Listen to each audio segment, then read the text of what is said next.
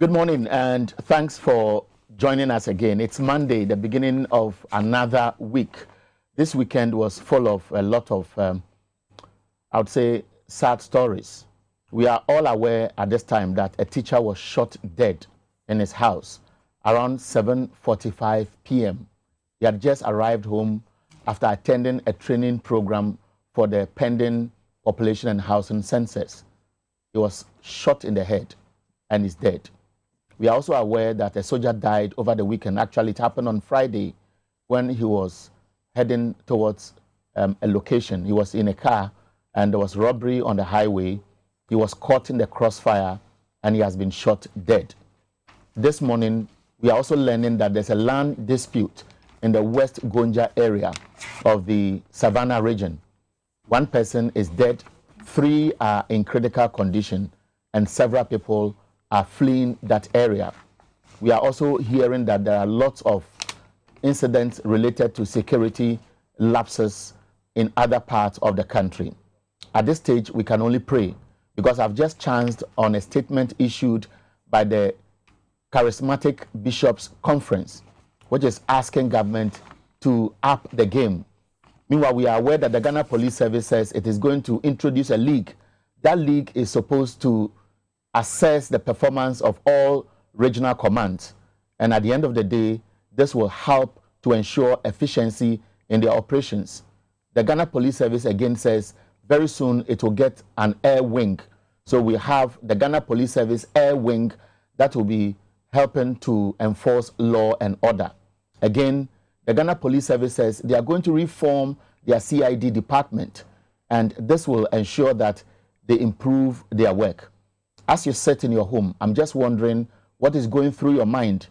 I've been humbled by the death of one of my colleagues, Yao Eifa Gorman, the head teacher who was shot in the head. He's a personal friend. I worked with him when I was a student at the University of Cape Coast. We all worked at ATLFM.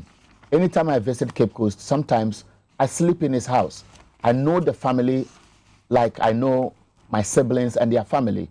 And I just woke up on Sunday morning and I was told that Yao Eifa Gorman has been shot in the head. I didn't believe it. Many people who know him will tell you that he's a very fine gentleman.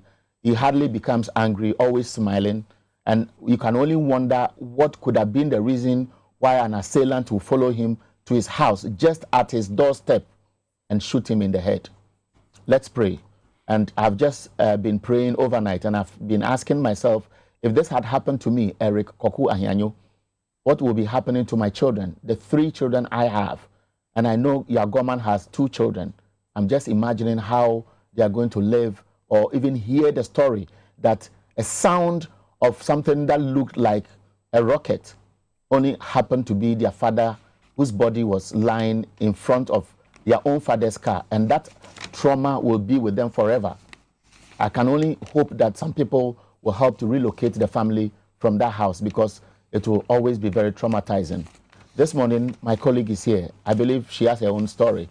Abna, good morning. Good morning. You look very pretty this morning. Hey, you're already pretty, and I like this hairstyle. If you can go this way, I'll be very happy to see you all the time. All the time. Than going artificial and hanging all things around your head. Have you seen me with any artificial I'm just saying head? it. I'm just saying it.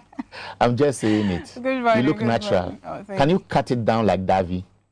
Oh, I used to actually have short hair. I'm just trying the long natural Be proud of yourself. Oh, I am. Very good. I am. Now, speaking of being proud of oneself, I just saw somewhere in the newspapers that a nurse who has a hearing impediment is actually studying diploma, and you know, regardless of all the challenges, she's pursuing this, and I'm very proud of her. I don't know her from Adam. Oh, there are several of them. There are? When I was at the University of Cape Coast, one of my classmates was blind, and you'd be surprised that he did far better than many of us. They had time, they had their drills, they were very studious, very humble, and students were very open to them. When they are going for lectures, he was at Atlantic Hall, I was in Casford Hall. But because ATLFM was in Atlantic Hall, most of the time, I was crossing over there to go and just have fun on radio. But you'd realize that when they step out, students help them. They lead them into the classroom. So kudos to this fine lady. Apparently she's the first, because it's saying that since independence, Ghana has not produced any deaf person as a medical doctor or nurse. Good. Yes. That's good. So, I mean, due to the barrier of communication in sign language and mode of teaching. It's an inspiration. It is. And many of them, if I were the first lady, for example, I'll look for this woman and then find a way of using her to encourage as many people as possible who don't want to show interest in the development of their children. The thing is, even people who are whole are lazy. A lot of people are just sitting down, putting their hands in between their legs, waiting for manna to fall. But people who don't have it all are struggling and pushing forward. Okay. Now, there's one thing that you would be wondering why it should happen. The people you love most are the ones who hurt you. Yeah, but I mean, that's the whole point. Most because are the ones who hurt Eric, you. if I don't care about you, whatever you do is my back case. Yes, but if I do care about you and you do something to me, that's when it hurts. And how do you manage it? I want us to listen to Obu Obia Daku Opoku, who has Pause for 3. And today, this will be the subject, I guess.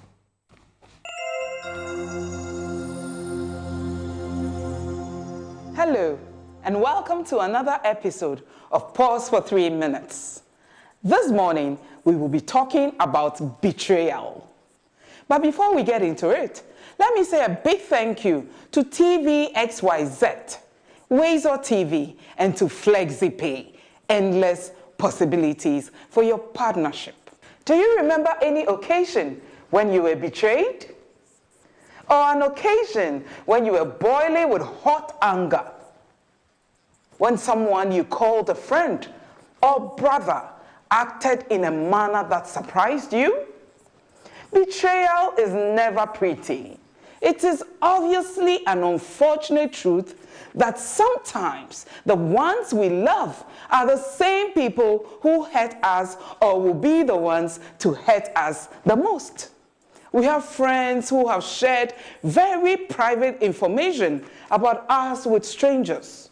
Some even go to the extent of fabricating lies. Sometimes the things you hear about your own self is just unbelievable.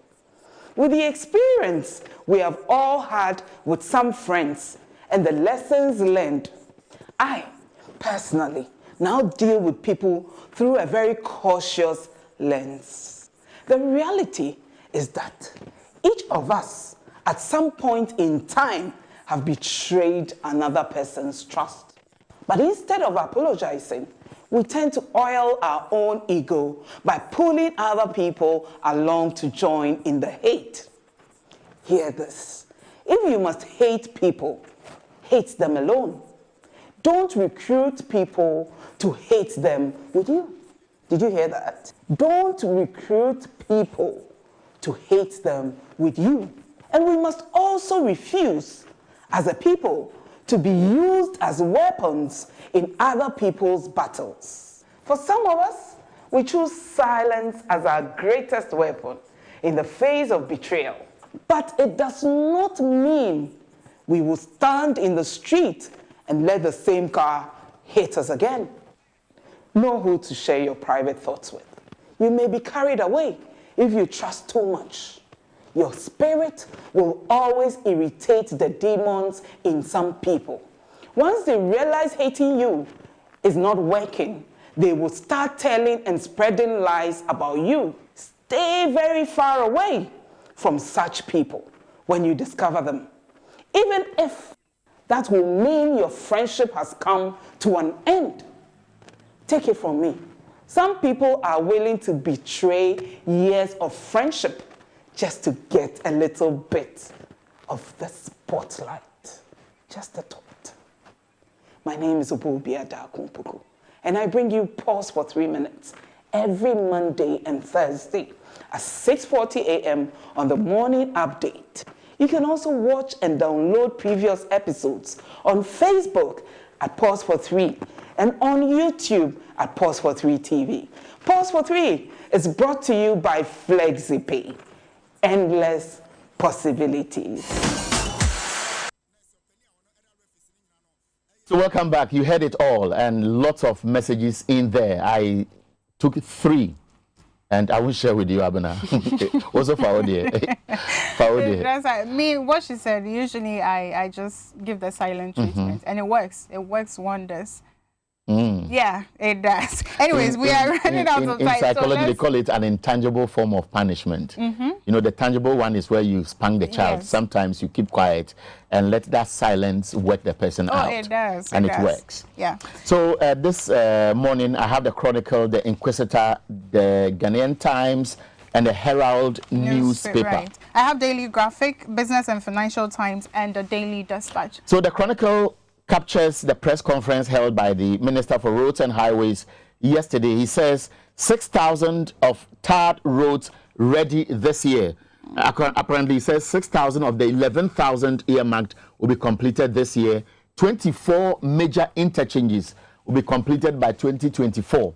And he also talks about several other things in there. I'm sure you would enjoy the conversation later on this program when we delve into the newspaper review segment. But there's a story here. Niger Delta gangs attack Ghanaian vessel, seize 3 Chinese, Russian, and Korean off the Tema coast. All these are captured on the front page of the Chronicle newspaper now. Right. So I'll also start with the Daily Graphic. Now it's talking about contractors to bear 5-year warranty. That is the 6,000-kilometer roads, the 120 bridges, and 20 interchanges in Offin. This is coming from the president. So apparently he will be constructing these things within the next 4 years. Also, mining firms commit to local procurement, whereas a teacher, a soldier have been killed by gunmen. Goil diversifies production line also. Now on the back page of the Daily Graphic, it says the Hearts leapfrog Kotoko to the top spot. Also, the only back in the title contention. It has the league table here as well. So I know the football fans, please get a Daily Graphic and check it out yourself. Okay, so the Inquisitor on its front page says CBG in trouble. And it comes with some letters scanned here. And Techiman South NDC in new frolics. And Adwa Safo in huge gaffe. Over the weekend, she was trolled for deciding to reinstate. We are told the president was so angry and asked her to reinstate the Ghana School Feeding Program boss and apologize. But that has been denied by government officials. But that's it on the front page of the Inquisitor newspaper. The Ghanaian Times has the pictures of the AMA boss, Mohamed Ajay Sowa, Mr. Joseph Nyani Stephen, the MC for Gas South, and also Asibe Entry Kumase MCE, and it says race for forthcoming appointments, mad rush for MMDC positions, also captured here on the front page of the Ghanaian Times. So see how it comes on the paper. Mad rush. Mad rush, yes. Actually, it says 1,317 persons have applied for 216 vacancies as MMDC is. There must be something in there that people are not telling us about. Anyway, so let's do some business. The banner story on the Business and Financial Times has to do with 6.5 billion that has been acquired from oil over the period of 10 years. And according to PIAC and CSOs, there is nothing to show for that. AFTA must explore better systems to allow SMEs also participate. Now, $35 million Goil bitumen plan to save economy millions in yearly. Also, the Bank of Ghana licenses Obsidian ACNA as primary dealers in government bonds. On the back page, however, it says that Ghana's greatest entrepreneurs and corporate executives are being honored. I say congratulations to you as well. I am an entrepreneur, well, aspiring to be honored soon. Now, electronic payments processed also by the Ghana Interbank Payments and Settlement Systems are up by 120% in the first quarter. So wisdom is hanging around. We have NPP's Delta Force Group warn disarmed regional security boss that if he makes a lot of noise, they are going to disclose a lot of secrets. Gender Minister rendered useless by Courage Koshige's widow, forced to withdraw dismissal letter of the school feeding program. I'm sure you've also heard about the blood stealing syndicate at the Kolebu Teaching Hospital. Yes, the blood bank didn't have blood, and 2 officers, 2 staff members were caught red-handed stealing blood from the blood bank. Oh, I don't know for what. Anyways, before wisdom comes in quickly, please, if you want to distribute the X natural mineral water, please call the numbers 0540-585-599 or 0243-249-245. Also, if you want to join the Lawson brands, then please call 0242-133-577-20 and also 0248-619999. I'll tell you more about it on the social segment. Right now, wisdom is literally carrying me off.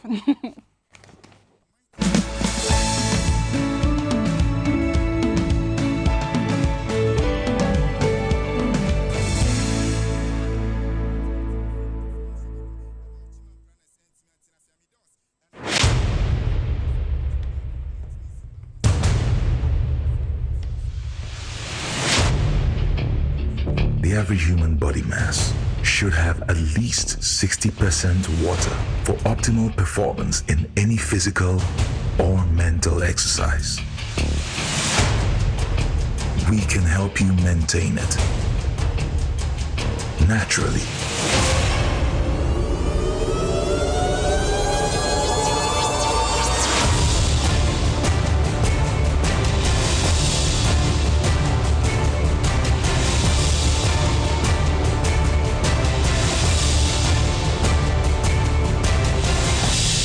X Natural Mineral Water. Simply natural.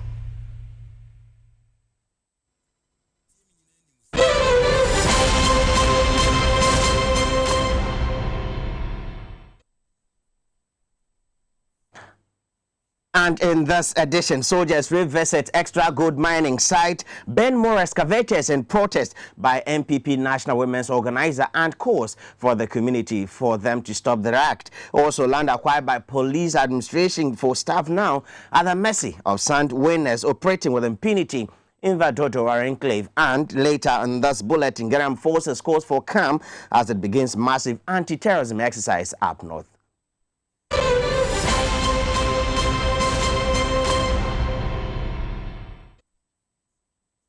My name is Wisdom Hedejime, and as always, many thanks for your company this morning. Let's begin the stories from the Galamsey issues and the controversy over the burning of excavators belonging to Extra Gold Mining Limited is taking another twist as residents of Kwabing backs the company and is calling on the task force for accusing, I should say, the task force of prosecuting an agenda. An opinion leader who took media personnel on a tour of the facility from Accra over the weekend called for a thorough investigations into the matter, but that hasn't stopped the military, who revisited the site on Saturday to burn more excavators. Listen. Few days ago, public interest in the activities of Extra Gold Resource Corporation soared following conflicting claims by the Anti-Galamsey Task Force and the company over the burning of 7 excavators and 2 bulldozers. News went viral when it emerged MPP National Women's Organizer Kate Jemfua is associated with the company, which issued a statement insisting Extra Gold was doing legitimate business in the Tua Forest area of the eastern region. Residents of Kwabing have joined the ensuing controversy, claiming the manner in which the Operation Hot was carried out in the enclave was without due diligence and as suspicious the company has been wrongly targeted. TV Xyz News joined some media houses which visited the site, which residents interested in the operation of the company claim it's not close to the Tua Forest as suggested. So every single item you see on this particular vast land was burnt by the military. They include this particular bulldozer, which is actually used in reclaiming the land, the excavators, the tubes that were used in connecting the pipes to wash the machines, the generator set, and every single item that met the eyes of the military on that fateful Sunday was set ablaze. The team was led to a tailing dam created, suggesting the company was undertaking responsible mining as recommended by the Environmental Protection Agency and the Minerals Commission. Caretaker of the site, Kojo Fosu, however, says their bulldozers were used in refilling the pit. Mr. Ofosu, who also accused the military of carrying away other valuables, including fuel that fateful Sunday, is asking the president to institute an investigations into the operations. Monday, Anopa, and yes, I'm by ya ba ye no bia ni ha di ya titianum sa ni hu se nkrofo bi ni nampiti ni so sesade ze ne ma ebi di dwane nkura nti ye ndi enim se na ya akrofo fe ye hwemu na nya akrofo ana ye nti ye hu ya se soldiers no esan ba ye nso attack biem mo san ba ti afat ma ye dwane eto nwirem ti eto nwirem anche bia ni hu se wusie dem a mo san hye machines ni biem ani ye ka se na machines o ma hye wie so na mo san hye biem de entwa yie. These mining equipment, including 8 excavators seen here, were located at Kwabing Zongo at the time of our visit. The community fears they may become the next target. Its interest follows the benefits so far, including mechanized boreholes, as promised in the environmental impact assessment, beyond other corporate social responsibilities promised. You say, baby, I bet she machine. Oh, my residence, so no, ya say, and I ain't saying, I'm be say machines, no. So, they say, no, yeah, me more na you and be bring ya juma, and I know, Edma be a new ha. Yabaka say, be, I just say, no galam say, none, or Sabu, a bine, a be a cron for. But a juman buyer, no, they say, no, Saucron, no, a jai. Well, lie will be in her. Until a panachow, on where mobile, no, dear my wife, a panachow. And a man shoot or Namum, a month for being more room, and soon almost no. Nanina, go all fatty the akaye. No more, dear, but the number be a show a month for Niama, and say a month for Niamani, dear. Master, one. Now, none of those cries is convincing government. Last week, Defense Minister sent a strong notice Operation Hall to continue unupdated. Now, in spite of the cries by those affected and calls for a review on the banning of the excavator policy. Now, over the weekend, we visited again the Extra Gold Mining Center, and this time to send the strongest signals to the persons behind them. Here is a report. These are the remains of the excavators after the latest operation. They reportedly targeted all the excavators, a structure serving as temporary office and a generator used to supply electricity to the enclave. This amateur video alleges security men stationed there were beaten to pulp, but no arrests were made. The plant akasi hanom omasan di jaba batum ye main office omashini nyina na ejadem ni DSTV wa ha pumping machines ya fine bibia omasan kejatu tini abano no wahun security guys are hands so ya boom. The latest development, especially after MPP National Women's Organizer Kate Jemfua was recently seen explaining to her colleagues at a meeting that she was in a legal business, is raising more eyebrows. TV Xyz News will keep you updated. Now, let's turn attention to the police service now, and a parcel of land acquired by the police service for its members is now serving as a sand-winning platform for many. Now, the officers say that if immediate steps are not taken to address the menace, it may create problems in the future because their monies have been deducted at source over the period. The parcel of land is at Fiankonya, near Dodowa, the Dangbe West capital. The indiscriminate sand winning here has become a lucrative business, attracting several young men hired to degrade the land. TV Xyz News was hinted a few days ago by some desperate officers who claim they cannot trace their pillars used to demarcate parcels after full payment. Reports say the police, like other institutions such as the Ghana Revenue Authority and the Electricity Company of Ghana, acquired the land years ago. And as we speak, I'm following one officer who is trying to identify his plot of land. And obviously you can see as we walk that the land has been degraded, and it's even difficult for him to identify the landmarks which will help him to access this bare land which has been acquired by the Ghana Police Service for officers who have paid for the property over the years. And so there it is, and he's already complaining, and that's the story. How can we work on the land again? Look at the whole place. Huh? Spoiling the land. We have been coming here severally, paying money to the surveyors. They will come and pick up your land. Later, they will come and take off the pillars again. Wasting our resources, everything. all vegetation gone, making the land now prone to erosion. Deductions for interested staff were made at source. One officer lamented, quote, "Massa, I have painfully coughed money for over 5 years. I now have my papers. I have raised pillars and this is what I came to meet after my recent visit to plan my building. How can this happen after all the years working for Mother Ghana?" Unquote. These men, who were rounded up, were handed over to the Dodowa District Police Command for action following reports that the kingpins behind the illegal activity operate with impunity. TV Xyz News engaged some of the suspects who faked innocence.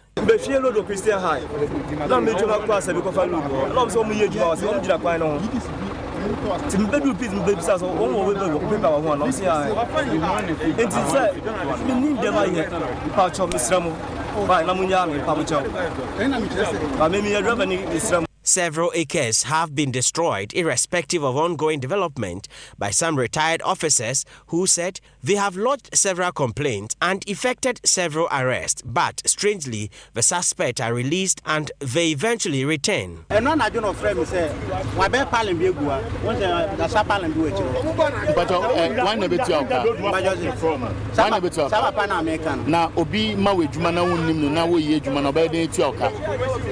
TV Xyz News will keep you updated. Now, if you live up north, don't panic if you see helicopters and jet fighters moving around and unusual mass gathering of police and military personnel. Well, they are just conducting a mere training exercise which will end this Friday. Now, the Anti-Terrorism Exercise, code name Exercise Eagle Clause 2021, is taking place across the northern region of Ghana. According to the Ghana Armed Forces, it involves various units of the military and other security and intelligence agencies.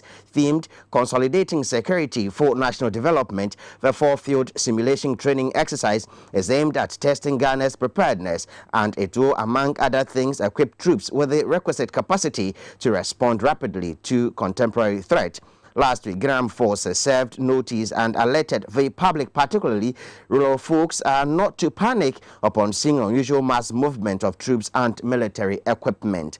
It assured that the measures are in place to ensure the safety of personnel and ordinary citizens during the exercise, which ends this Friday, May 28. Meanwhile, the Ghana Police Service says it will soon establish 2 units. It says, according to the IGP, Apombuenu, the air wing will soon be established when they acquire more helicopters. Now, it also says the second unit, which will basically be for investigations and crowd control, will also be done, and that will be done for the police service. Now, the IGP was speaking at this year's National Police Command Conference. He also says that very soon they will provide a performance league table for all regional commanders. Now, let's go to government sector, and the government has reassured the public that the Year of Roads agenda is on course. Minister for Roads and Highways, Kwesi Amoakwanta, who addressed a news conference yesterday, says that by the end of 2024, at least 24 interchanges will be completed under the tenure of Akufo-Addo. We have estimated 25, but we are convinced and we are sure and we know what we are about because we have programmed whatever we are doing. 20 interchanges.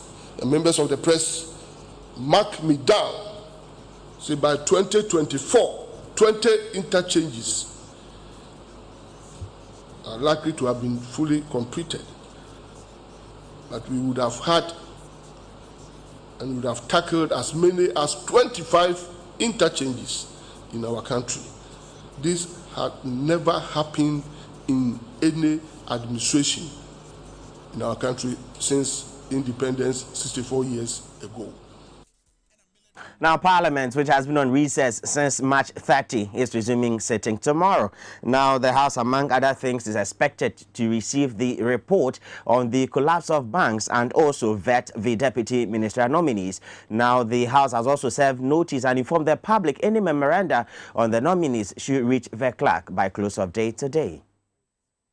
To a brief statement signed by the Clerk of Parliament, Cyril Kwabena Otsing-Nsia, MPs who have been on recess since March 30 shall reconvene on May 25. The second meeting of the first session of the 8th Parliament is expected to be backed with a tall order awaiting consideration and approval. Among the first is the vetting of the deputy ministerial appointees, special prosecutor nominee Kisi Ejabeng, and CEOs of some state agencies beginning June 2. During the session, the House, among other things, is expected to receive a report from the 9-member ad hoc committee that probed the collapse of UT and Unibank, and as well as other companies affected by the financial sector cleanup in 2017. TVXYZ News checked indicates the MPs will consider a counter motion by 4 majority MPs demanding a parliamentary probe into electoral violence since 1993 and ethnic, gender, regional and other sectional backgrounds of persons recruited into the security forces since January 1993. An earlier one jointly filed by Minority Leader Haruna Idrisu, Minority Chief Whip Mohammed Mubarak Muntaka, Boko Central MP Mahama Ayarga, Tamale South MP Al-Hassan Suhuini, and Bulsan North MP James Algaga limited the scope to the 2020 elections and recruitment into the security service since the inception of the Akufo-Addo administration. And before we go to some heartbreaking news, and the police in Cape Coast is yet to unravel why a young man identified as Yao Ifiman Govman, many testify as a lovely radio presenter and a head teacher of the Asampetu Basic School, was shot in the head just as he was parked outside his house on Saturday evening. Witnesses say the incident happened at just about 7:30 p.m. and they initially thought the sound was that of a knockout. In another development, a military officer identified as Sergeant Odei Job Kwame was shot and killed by suspected armed robbers on the Prang Kintampo Road in the Pru East district of the Bono East region last Friday. And that's all we have time for this morning. There's more news when you log on to myxyzonline.com. My name is Wisdom Hedejome. Morning Update continues.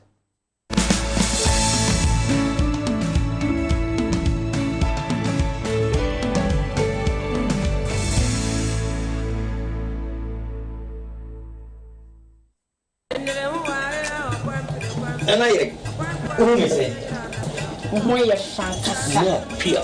Say dear, we in charge when you feel one casansa. Losing the layman capsules. A mob sissy go to Juma yet dame. No bread you must have with shank casansa. Nana, no, near. So, Losing Lotte, Mister, and this is you. I'm always if you want to. You're free to come to I say for. Semi boom on them, see me, dear someone. Sing what attention. Losing Lotte, Mister.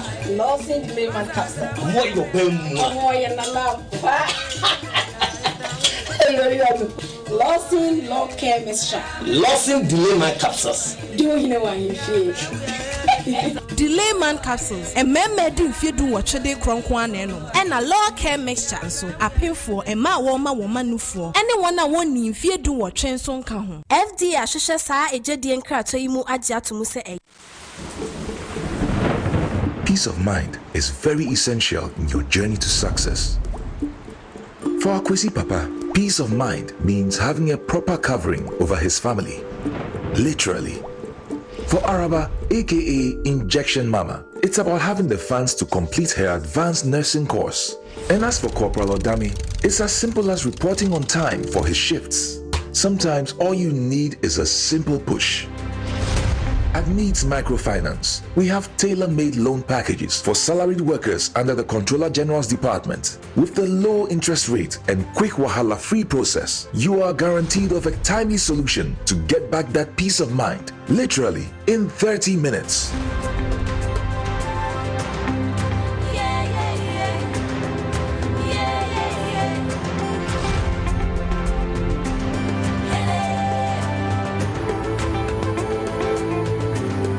Needs Microfinance. Growing with you.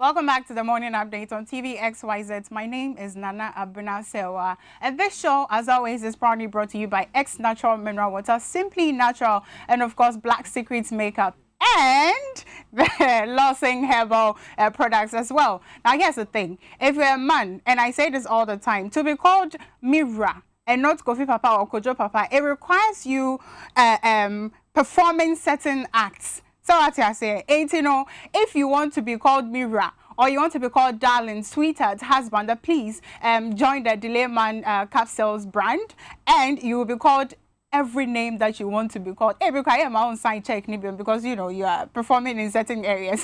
Also, if you're a woman and you want to be obasima, you want to be confident enough when things are about to go down, then please get the Law Care mixture as well and keep your body as well. Also, there is the Lawson Herbal ointment for general body pain. So if you're not to drip baby, and I say what chi and red mess and I'm a chia me ointment in you see, you can't put your children through such hassle. Get the Lawson Herbal ointment and be free. Also, there is the Lawson Herbal mixture, and I will say this all the time because for like 2 years, my mother has been complaining about body pains and also a condition and also I don't get those complaints any longer. So please get some for yourself as well.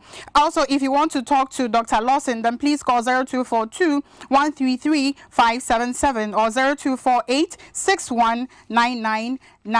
0248-619999. Also, the Black Secrets makeup brands, the best makeup brands on the market. And then I had lights out and I didn't have a lot of time to put my makeup on because I didn't want to sweat.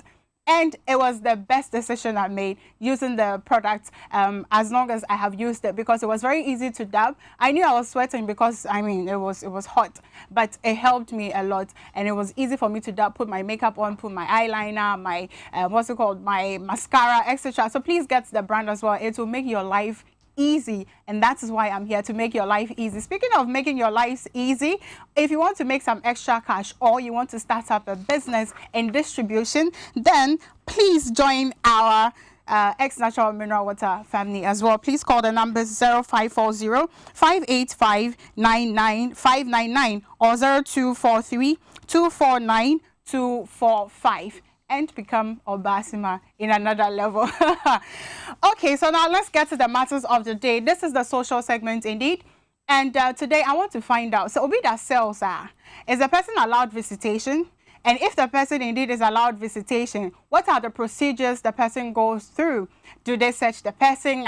Is the person supposed to enter the place with the mobile phone? And if indeed you go in with your mobile phone, what can you do with the phone and what can you not do with the phone? Now, this conversation, in a way, is influenced by what's the trending issue I'm sure you may have heard about that has to do with Efia Schwarzenegger filming Edu Safwa when she was put in cells. Initially, we actually thought that she was arrested or was reported to the police by Efia, but after she was released, she came out to say that wasn't the case. It was another gentleman who reported her to be arrested. And Efia showed up at the police station claiming to be her sister. And that is where I am confused, because there's been a lot of battles between them on social media. So again, how did the police believe her when she came there to say that she is the sister? Another controversy has to do with the phone that was used for the recording. There is an Uber driver who has come out to say that it was his phone that was used. And Efia came out combating the story, insulting Ghanaians as always.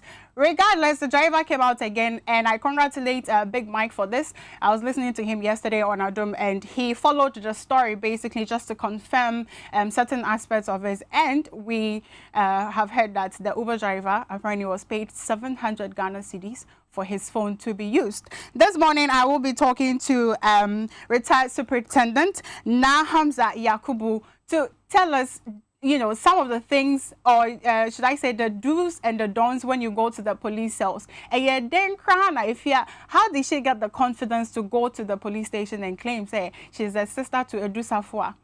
And again, I know I've said this, but I'm saying it again.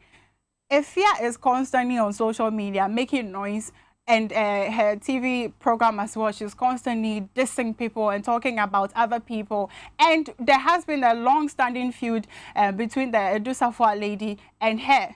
So the point is, are the police saying they didn't know or they never heard about this?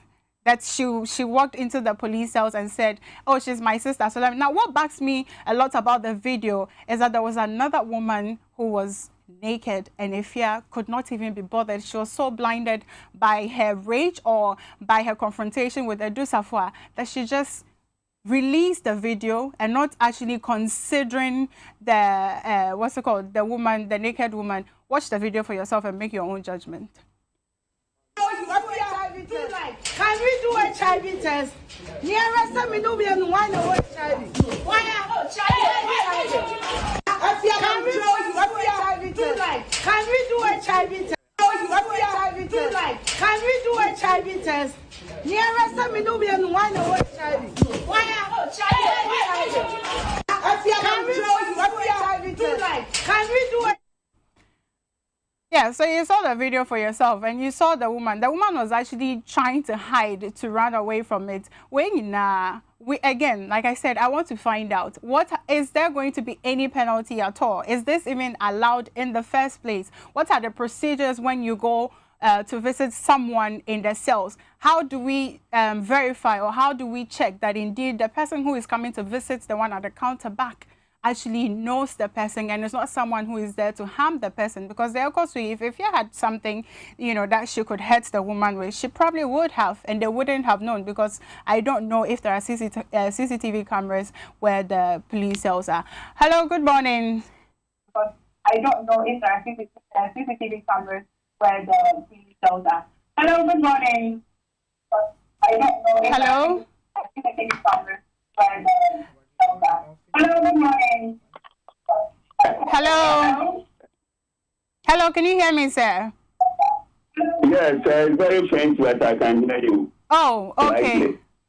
Okay, I'm amplifying it a bit. Is it better? Okay. Is it better? Let's go ahead. We should go ahead. Okay, good morning, sir. Thank you for talking to us this morning. Good morning. Good morning. So there are a few things that we would want to know or verify.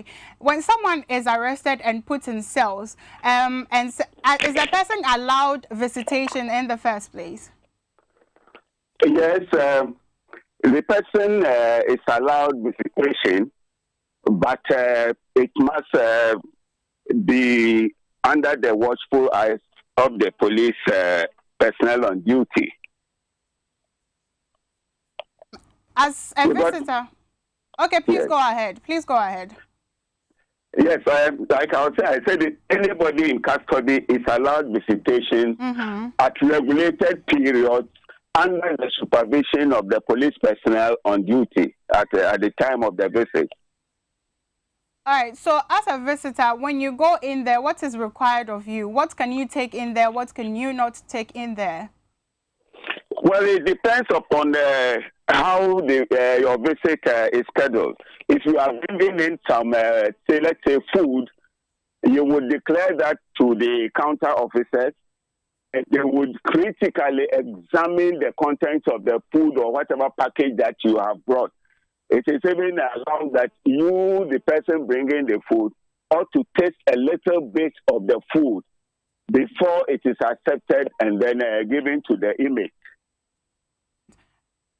With regards to mobile phones and visitations, what are the rules? Are there even any restrictions at all when it comes to mobile phones?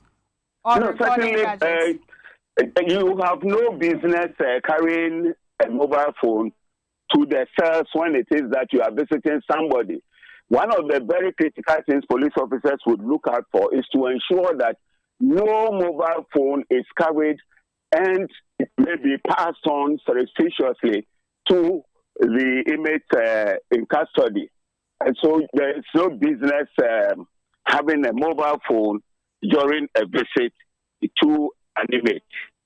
So from what you're saying, it means that there is a video, I don't know if you have seen it, where Ifya Schwarzenegger has recorded Edusafua, who was in police cells at the time. So what she has done is criminal. Yes, she breached the regulations. She was not expected to have taken any video of any kind. Now, why is it that she had to go to that extent? What was the purpose of her doing so? And so this conduct could be interpreted to mean, and I believe lawyers may confirm it, an offensive conduct that is conducive to the breach of the peace. It could easily lead to that. I believe, or I heard somewhere she had been invited by the police. I don't know how far that is true, but if it is that she was invited, then they would have to look out for the appropriate charges. But in my mind, I am convinced that conduct was offensive. And then there is another critical opportunity open to the person she is alleged to have claimed, videoed. That person now can institute a civil action against her and get damages, because it looks like it was intended to be a blackmail. Yeah. And so she has that open to her. She can easily resort to that and then seek damages for that act. And I believe the police ought to look at critically. I'm not very conversant with the contents of the Electronic Transaction Act. There's this Electronic Transaction Act at 772 of 208. I believe that if they look at that critically, they can also get some charges there, because it is intended to prevent people from using gadgets to blackmail persons. And so this is another area where they can critically fish out and get some appropriate charges against the lady who did that. Okay. You in your submission, you did mention two things that resonated with me. So you said it was not expected, and also for every visitation, it has to be under the supervision of the police on duty at a time. So then, based on this premise, can we say that the police was negligent at their duties at this point? Absolutely negligent. Absolutely negligent. Whether they actually allowed her or did not see her do it, they have actually neglected their duty. And so those officers who were on duty at the time can now be held for the gross dereliction of duty. They have charges to answer by way of disciplinary action with the authorities. Right. Could this incident have been avoided? And if yes, how so? It certainly could have been avoided if the officers on duty were mindful of their rightful obligations. They were supposed to have been standing there, watching whatever and listening to whatever conversation it is that the visitor might be having with the inmate. And so if they had done that, if they had been mindful of that responsibility, then certainly they would have avoided this unfortunate incident that we are faced with now. Right. We do know now that there is, or there was, a third party, which is the Uber driver whose phone was used. And according to him, I did hear him speak in an interview, and he said that he was given 700 cedis by Efia. With all these three parties, which is Efia, the Uber driver, and the police, what sort of punishment should we expect? Oh, if it is that the police are now going to level criminal charges against the Efia Swagniza or whatever she is called, then there was a conspiracy between her and the Uber driver who aided and abetted the crime. And so he can also be held liable. Right. So going forward, what can we do to avoid such incidents? Well, it has given a situation of the need for the police to be very, very officious in whatever things that they do. This is just one common basic responsibility every police constable, even from day one on duty at the charge office, is supposed to know. And so if this has happened, it gives cause or rise to the fact that the authorities ought to reinforce that regulation very, very strictly. And I believe that in looking at it, they should look at it from another angle, that they may have actually approved of that under some influence by Efia Swagniza. It could be possible, and so they can look at that aspect as well as they investigate the issue. Right. Okay, but before you leave us, I want the general public to understand something, and also to anybody that intends to do something like that to be deterred from what you are about to tell us. Now, when somebody is found guilty of such crime, what usually is the laid down punishment? Well, that is left to the court. It's left to the court. I believe. I mean, generally, what usually happens when things like this happen? Do they get imprisoned? It depends on the degree of offense, right. And I believe it might be a misdemeanor, which might carry a very light sentence, a fine or a term of imprisonment, which would not be so much of a big deal. But then what is important is that the conviction is obtained, a punishment is given to serve as a deterrent to other like-minded persons. Okay. And so it is at the discretion of the court, according as laid by law anyway. Okay. All right. Thank you, sir, for talking to us this morning. It's been very insightful speaking with you. You are welcome. Right. So that was retired Superintendent Na Hamza Yakubu.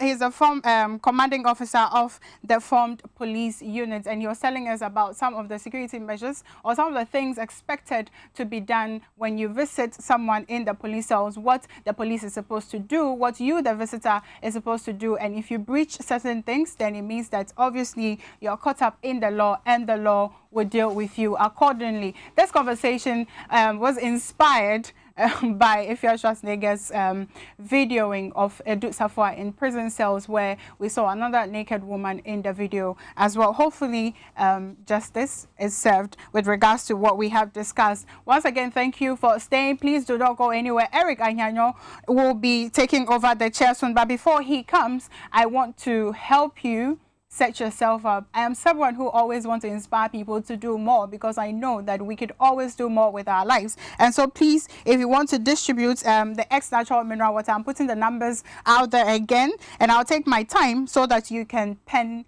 them down. So it's 0540 585 599 and also 0243 249 245. So please call these numbers, or you can come to our premises in Osu and we can have that conversation with regards to you distributing the water. Also, there is the Black Secret makeup, the most natural makeup brand that you can get. It is locally made, it's made in Ghana, won awards in 2018. The facial wipe is my favorite product from Black Secret Makeup, because it's very easy to wipe your makeup when you're using it. It clears your black spots. And guess what? It's anti-aging. Yes. So you don't even have to go the extra mile to buy any products to, save you from aging. Yesterday, I had it in mind to say this to you. Please, you should wear sunglasses more often so you don't squint and you lose the wrinkles on your forehead and also the wrinkles here. So please constantly put on your shades if you're going out.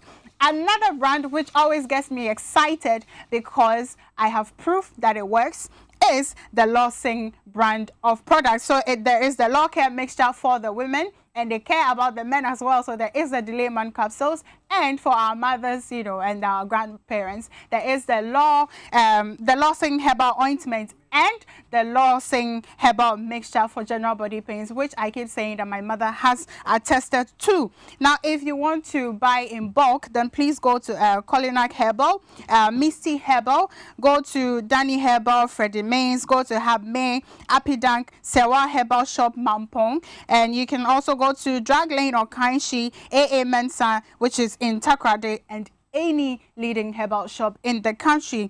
If you're saying that you want to talk to Dr. Lawson himself, then please call 0242 133 577 or 0248 619999. As I mentioned numbers, I will also put WhatsApp line out there.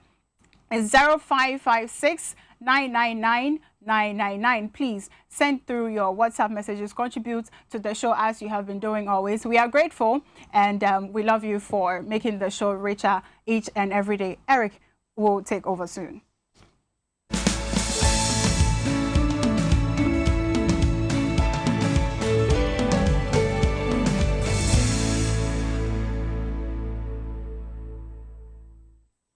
I love makeup. Applying it gives me so much joy. But when it's time to take it off, nothing does the job quite like the Black Secret makeup wipes. When I go somewhere and I feel really sweaty, I take my Black Secret wipe and I use it on my face. It picks me up and I don't look as tired as I did when I walked in. Before I work on a client's face, I like to go over it with Black Secret makeup wipes to make sure the face is clean. It doesn't leave the face dry and tight, but it keeps it soft and moisturized. Wipe say your bodo. Bakope, and it gets the job done. Or baby, and the smell makes the experience even better.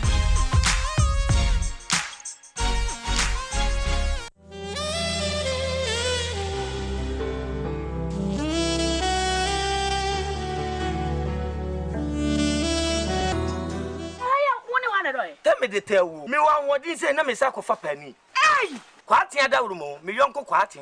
Na adawruma. Enu enwumre wo ye aduane asori wura dem na me fefe me se adabon. Ana kwati ebere meduro. Eduro de bere me no se losing heba, Mr. Na me sisi me pechi. Eni me ho na matwetwe me. Eni me chese madwonku, eni me sei. Na de na won kan me do futwa so. Empre ho, enya no nko.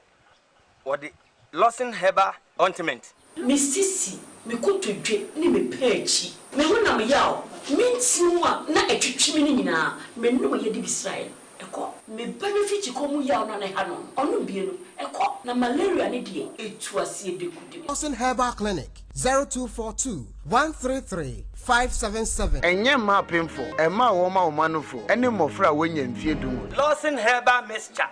Any Lawson ointment. Ehun asedaye.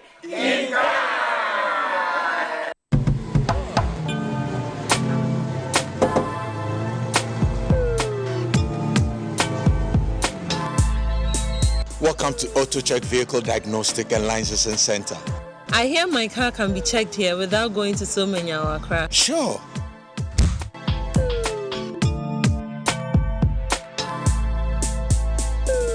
Check, auto checks, check, auto checks, check. Emission, check. Auto checks. Alignment, check. Brakes, check. Visit AutoChecks at Koforidua Aquadum Road for the roadworthiness of your vehicle, from saloon cars to heavy-duty industrial vehicles. Madam, your car is now ready for the road. Thank you so much. Auto checks. Auto checks. Check. Auto Checks. Your safety, our priority. Check. Auto checks.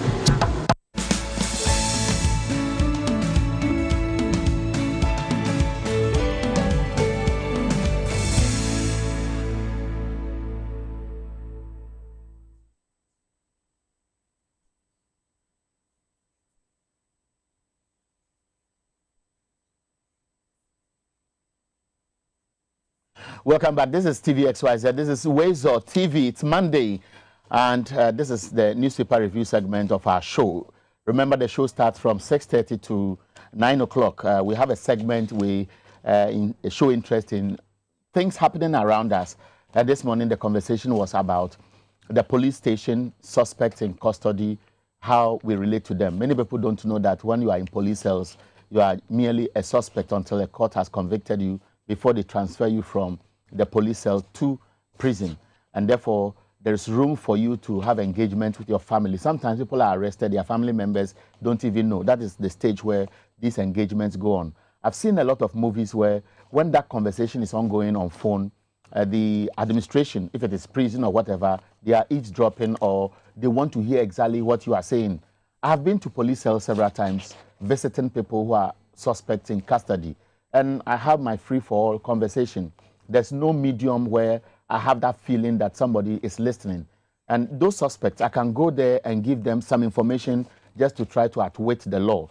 And these are serious issues. So I believe that as the Inspector General of Police is talking about reformation, expanding the police service, building the capacity of the CID, and so on and so forth, they will take a critical look at this so that suspects, innocent suspects, will not be in the hands of miscreants in society who take to social media to do the things all of us who know are useless, that they want to see a lot of people following them to suggest that they have large followings. I don't subscribe to that. Let us help to build this country. and let us all join forces to say no to things that are not part of our lives, just for fun. And those people walk around suggesting that they have the numbers and therefore people should follow them. I don't. I would rather use such platforms to educate the public. And I believe when we spoke to the former commander of the formed police unit, we learned a lot of lessons. Let's learn, let's support Ghana, let's help build Ghana. And of course, if you want to join the campaign, fix the country, all these will be our role, regardless of the concerns we have. Then we can put pressure on the taxpayers' money, the persons managing it, to do the major things we want to be fixed. I'll stop here and welcome my guest. You are David Worry Brown. Use these these names, the Koskis, Armstrongs, Pobies, and so on. Yeah. Worry Brown, dear. Or you are from Keta? I'm from Tafla. Tafla, okay, yes, and I understand. Yeah, so sure. The slave masters hanged around your area. I see some traces in you. No, not really. You know, the doctor, I was told that the doctor who received my birth was Dr. Brown at the Dome Hospital. Okay. But the son in the clan name is Worry. Okay. And so it got to a point where my father wanted me to just write David Brown. And I said, no, I cannot leave out the Worry. So I made it a compound name. So Worry Brown, the name Worry Brown is a brand. Okay. And I'm the first to write Worry Brown. Worry Brown. So it's hyphenated. It's hyphenated. Okay. I was thinking it is the typical names we know, especially from Cape Coast, where the ancestors, if you trace, exactly. there were some of the slave masters, who saw the beauty in our mothers. You see? And then give birth to people like you. David, you are welcome. Thank you. You are a lecturer, a senior lecturer at the Accra Technical University. Yes, a lecturer at Accra. Happy to see you. Happy to see you. Is it the first time we are meeting? No, I've been here before during the election petition. Okay. I've been here and we had discussions about the ongoings. Old age is catching up with me. You see, you look very young. Yes, I'm very handsome, exactly. But I don't have cash. That's all. Don't worry. Good name is better than riches. Good name is better than riches. Proverbs 22. You know the good names you go chop. No. Massa. No, but you see, sometimes your legacy you leave when you leave this earth. You may have all the money, and that's why today with the discussions, that's one of the thematic things I'm going to center everything around. Whatever we do, when we are in power, when we are in authority, we must make sure that we leave a legacy that will make people write good things about us, not how much we can amass. Because for me, Proverbs 22 verse 1 always guides me. And that's what does that say? It says, a good name is better than what? Riches. So you've caught me. You see? That's Bible no No, but you don't need to know everything in the Bible. Okay. But I know you know that verse. I know. Except that you don't know where it is. Where to find exactly. it. All right. So you are welcome. And this morning, I'll start the conversation with him. First of all, I'm sure you have been following the things happening around. Security issues, we won't spend much time on it. We also know that over the weekend, there was a very serious issue that happened. This Ghana school feeding program. We all heard that the boss had been relieved of her post. Then 3 days after, we saw a letter suggesting that she has been reinstated. And the explanation was that there was an administrative gaffe.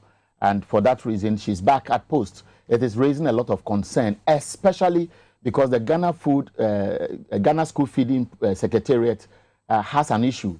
School feeding, a lot of corruption associated with feeding people at the basic and the senior high school level.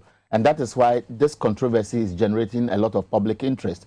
And then the Roads and Highways Minister has also been speaking. He's saying that by 2024, Nana Akufo-Addo, the president of this country, will leave a huge legacy. At least 24 major interchanges will be completed. It has never happened in this country. He used the word, mark my words. Beyond that, 6,000 of the 11,000 roads to be asphalted will be taken care of by this government. It makes mention of 2001 and beyond. It talks about 563 kilometers of roads which are targeted in the northern belt of this country. And he mentions several of them. We'll be hearing him and look at other issues related. Then the fight between the NDC and the Electoral Commission of Ghana is on. A lot of people have waded into the controversy. EC meeting political parties, and then within 2 days, they say they have adopted reforms, have been spelled out. Other stakeholders are suggesting that they have not been really well abreast with the issues that went into the conversations that endorsed what EC has put out. NDC says, in due course, in the next few days, they are also coming to put out their reforms. But the controversy in there is that NDC snubbed EC's invitation, and NDC is crying foul over EC, and I don't know whether EC will open up itself to accept what NDC has put out there. Lots of people have spoken to the issue over the weekend. This will also be part of this conversation. Now, David, let's first start with Adwoa Safo. All right. What do you make of this controversy that started from, I think, Wednesday, wrapped up on Friday, and then I'm sure over the weekend you have followed all the conversations around it? Yeah, before I proceed, I want to use this opportunity to extend my greetings to your cherished viewers, especially my people of Ashaiman. You know, I'm an Ashaiman boy. And so greetings to all of you in Ashaiman. I must say that I've looked at the two letters. And one was written, the first letter was written, dated 18th May, and addressed to one Mrs. Gertrude Kwashiga, who we hear is the wife of, and it is on the screen, so you can read, but we have also shown it on the screen. Yes. The wife of the late Kwashiga. Okay, that's what I'm okay. Taking, right. Okay. And she is the coordinator of the school feeding program. And this letter was copied to the chief director. And then the second letter withdrawal, the first letter sought to terminate her appointment. And they've not stated any reasons in the letter why her appointment was terminated. And then the second letter talked about withdrawal of the termination of appointment, and no reason was given. The only reason we had was it was an administrative error. And that is why I was caught up to find out what could have resulted in such an error that a letter will be written by a minister of state, copy the chief director, and this woman is to go. And 2 days after, another letter coming in to say that the letter terminating your appointment is withdrawn. I looked at the situation, and I think that if indeed there was that administrative error happening in the whole ministry for a minister to sign, then some people need to answer certain questions. We will walk into them one after the other. Yes. You are a senior lecturer. I'm sure you have headed the department along the line. As well, lecturer. I'm a lecturer. You are a lecturer. Yes, you must have headed the department along the line when you were climbing the ladder.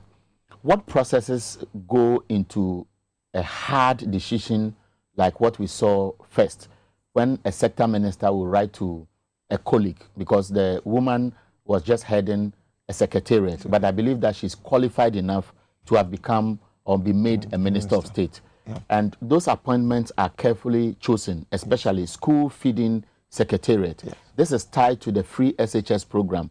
And of course, government has also been talking about expanding the Ghana school feeding program at the basic level, where the numbers often come up as to the achievements they have made. So for Adwoa Safo to put a paper on a printer and carefully choose the words she used to ask her that your job has been terminated, something really went in. Exactly. What really works into your mind? Actually, we've been hearing, I thought when I saw the first letter, I heard about it, I thought that it might be related to the corruption issues we've been hearing around the secretariat. In any case, I heard that the person was appointed by the president. I don't know if that appointment was made by the minister so that a minister could revoke that appointment. Normally what happens is that some appointments obviously will be made by the president or with the knowledge of the president. Exactly. But certain departments, agencies are under some ministries. Exactly. And so the sector minister has that supervisory role on whatever goes on in such areas. Good. So we've heard a lot going around this secretariat, a lot of corruption issues, money misapplied, misappropriated, food not reaching schools and all that. And so when we saw the first letter that your appointment has been terminated, the first thing that came up was that, okay, maybe they want to clean up the system. Maybe there may be some corruption issues. What we've been hearing along the line came up, and then the minister, maybe knowing who we hear Adwoa Safo is, we've heard that you want to clean the place and all that. That was why the letter was written. Then 48 hours after that, we hear that another letter coming in to say that there was an administrative error. What administrative error? For a minister to sign a letter addressed to the chief director, home ministry, such a person, and that person is not a clerk, is not a cleaner, in the under the ministry, heading a whole secretariat, and this secretariat is a national secretariat, huge one. And for you to write such a letter which went into public domain, and then you come back to say, for me, I don't understand. Could it be that maybe when she was sacked, there were some power play somewhere, some godfather saying that, no, you cannot sack her, you must reinstate her? You see, one thing I always say about our leaders in this country is that we are not honest with ourselves.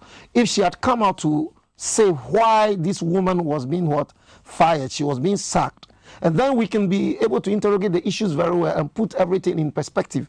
But now, you see, if we are hanging everything around your neck saying that there are power play and you are denying it, no one will take you serious, because you have put us in that situation. What informed you to write a letter to sack somebody, a coordinator of a national project, and then 48 hours later coming back to say that the letter was an administrative error? And when I looked at the second letter was not even copied. The chief director was not copied. And I even see that to even be a second administrative error, because... Or that could be the proper administrative error, because the chief director exactly. was not, because the first one you copied the chief director. You see, the danger here is the impact of this decision and the reversal on the appointee, and how she relates to staff working under her. Exactly. The person has been sacked. It sends a certain signal to the public domain. Right. And then the person is reinstated. Two things. Either Adwoa Safo should be angry by now for the embarrassment, or perhaps should be resigning at this stage, or the woman who is going back to post may also have a certain posturing, because the two of them have to work together, because she reports to Adwoa Safo. How does this signal send... I don't know how to put it, but how should this signal be managed, especially looking at the two ends of the issue? You know, if I were the woman, and I believe strongly that I did nothing wrong, and the first letter came, and I was asked to, I'll resign on principle. That's one. That is after you have been reinstated. Reinstated, to send a signal that you cannot undermine me, bring me back, because the people you're working with, how are they going to see you? As you rightly said, they may undermine her. Why was she sacked? Because no actual reason was given. Number two, if I were Adwoa Safo, in some jurisdiction, Adwoa Safo would have resigned. Some people would think that this is just about a letter, but no, for a whole ministry to make this problem, or to create this problem, or to go through this administrative error, I mean, Adwoa Safo should be resigning. And if I were her, knowing very well that maybe the woman was fired because of some malfeasance, and she's been forced down my throat, I will resign. And that will let our appointors, or those who appoint us to position, know that we need a change in this country. If really we want Ghana to move forward, we are talking of corruption. And if this woman was indeed sacked because she was corrupt, or there were some officers under ministry, and the minister took that decision, and the minister is forced, because I see some hand... But at this stage, it is difficult to tell, as you put it in your earlier submission, that when officers of state are dismissed or asked to go, it would have been appropriate for the appointing authority to explain to the public, for the sake of good governance and enhancing our democracy, to let the people know why such a person has to go. But over the years, people say the president is an appointing authority. He owes nobody an explanation as to why he wants to sack somebody, and so they walk away with it. So that is the same scenario being played here. But the ultimate is that the public is observing at a time when we know that there's a lot of corruption that has been unearthed, and government itself has said that we are investigating. And at this stage, would it have been appropriate that in this controversy, Adwoa Safo is sanctioned by government for taking an action in breach of what the status quo should have been, for which reason she must have been directed to bring the woman back, or the woman should step aside for all the investigations that must go on to take place, so that Ghanaians will be fully satisfied that there's no cover-up? So you see, you have put up these scenarios, and all these scenarios will play well if well handled. You realize people do say that the president is an appointer, he has the right to appoint without any... It is wrong. That assertion is wrong. We place the president there to execute certain action on behalf of us for the state. And so whatever decision the president takes, we owe an explanation. He owes us an explanation. So when people say the president can appoint and disappoint or sack, he can hire and fire without any explanation, to me it's wrong. That section is wrong. Because the president didn't just get up and became the president. The people of Ghana voted for him to go there and manage the affairs of state on behalf of the people. So the president is holding the country in trust. Anything he does, he's accountable to the people of Ghana.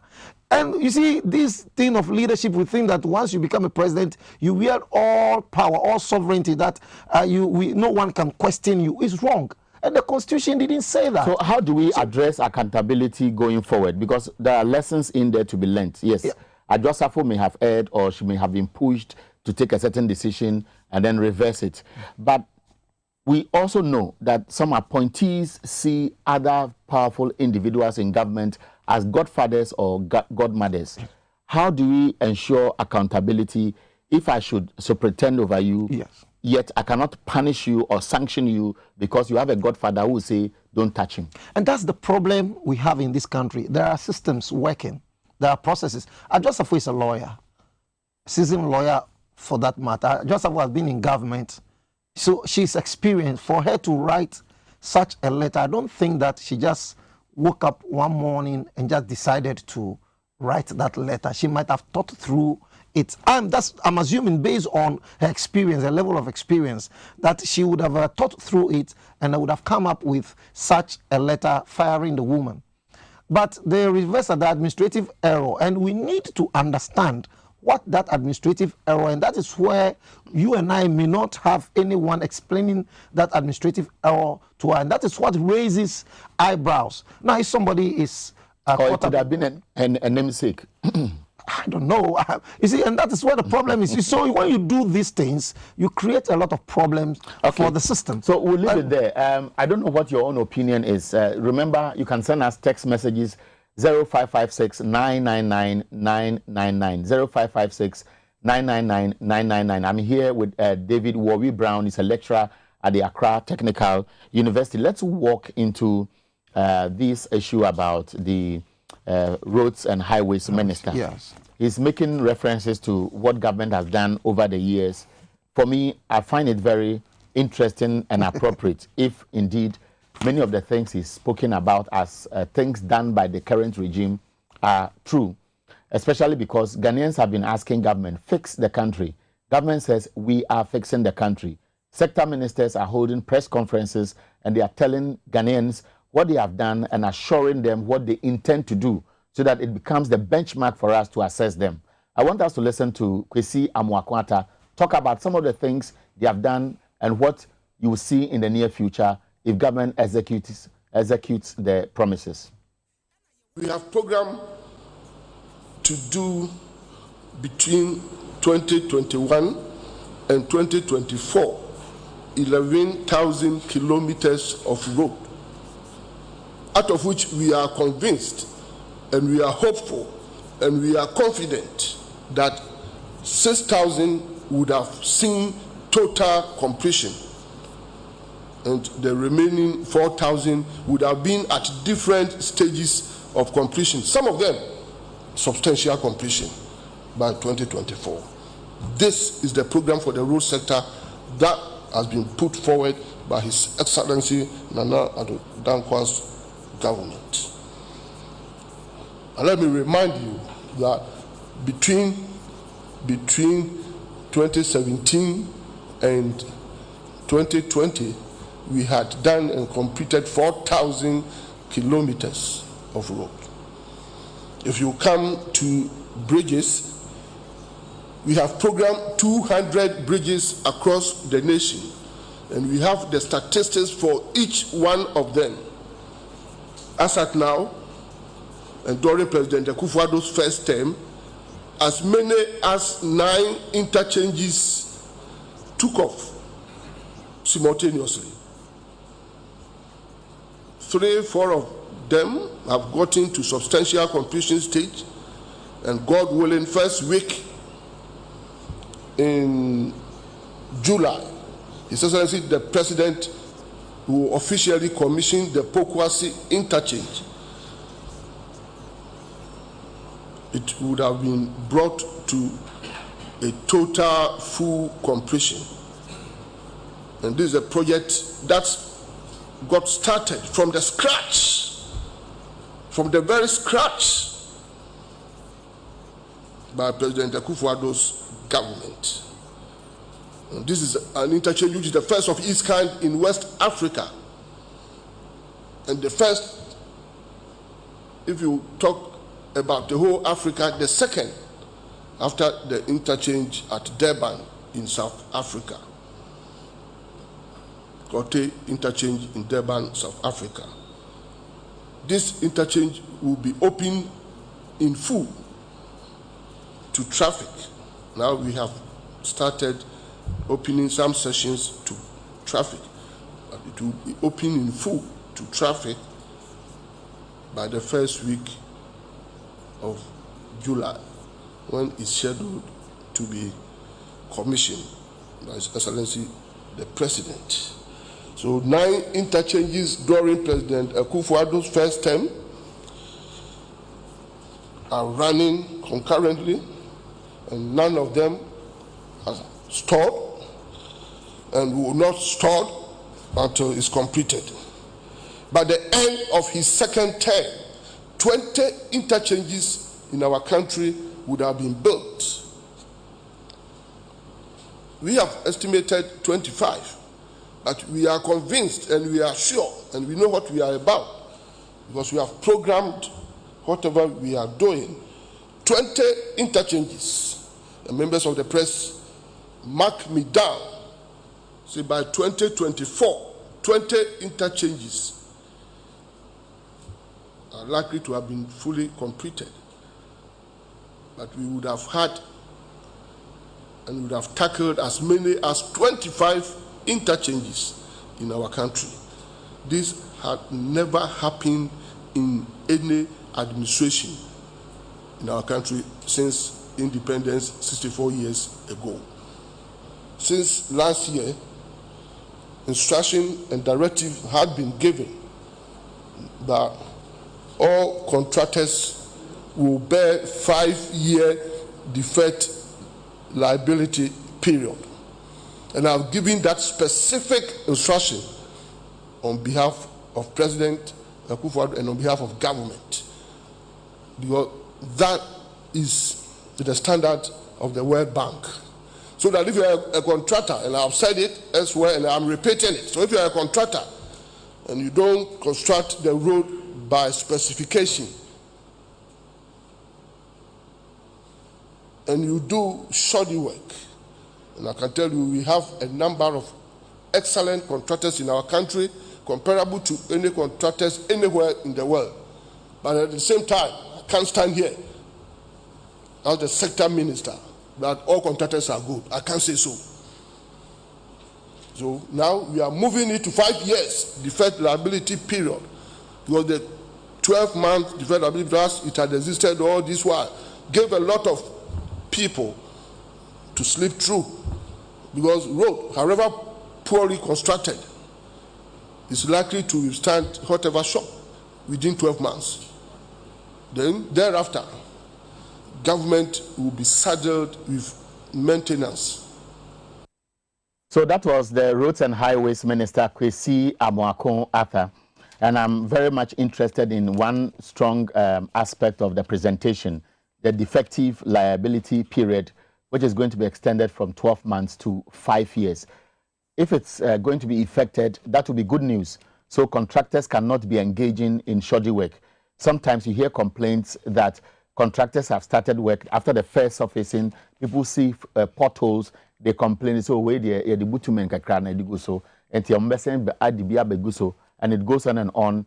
The project gets bad after a year, and the contractors work with it after 12 months when the rest of the payments are made.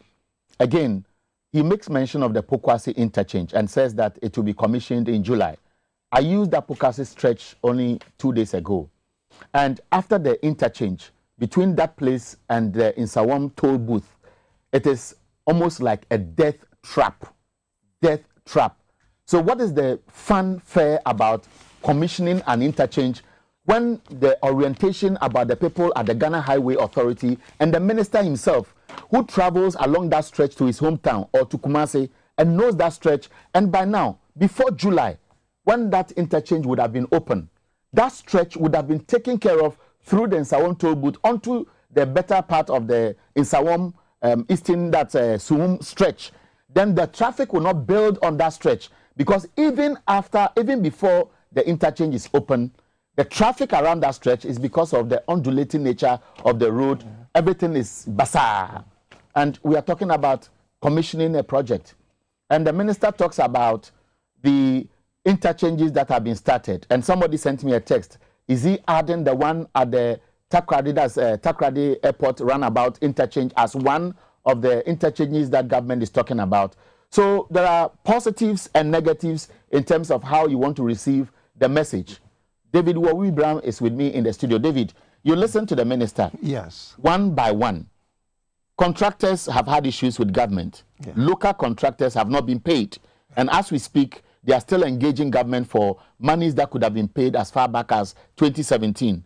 The minister admits that some of these contractors are as fine as some of these multinationals who come to execute our project.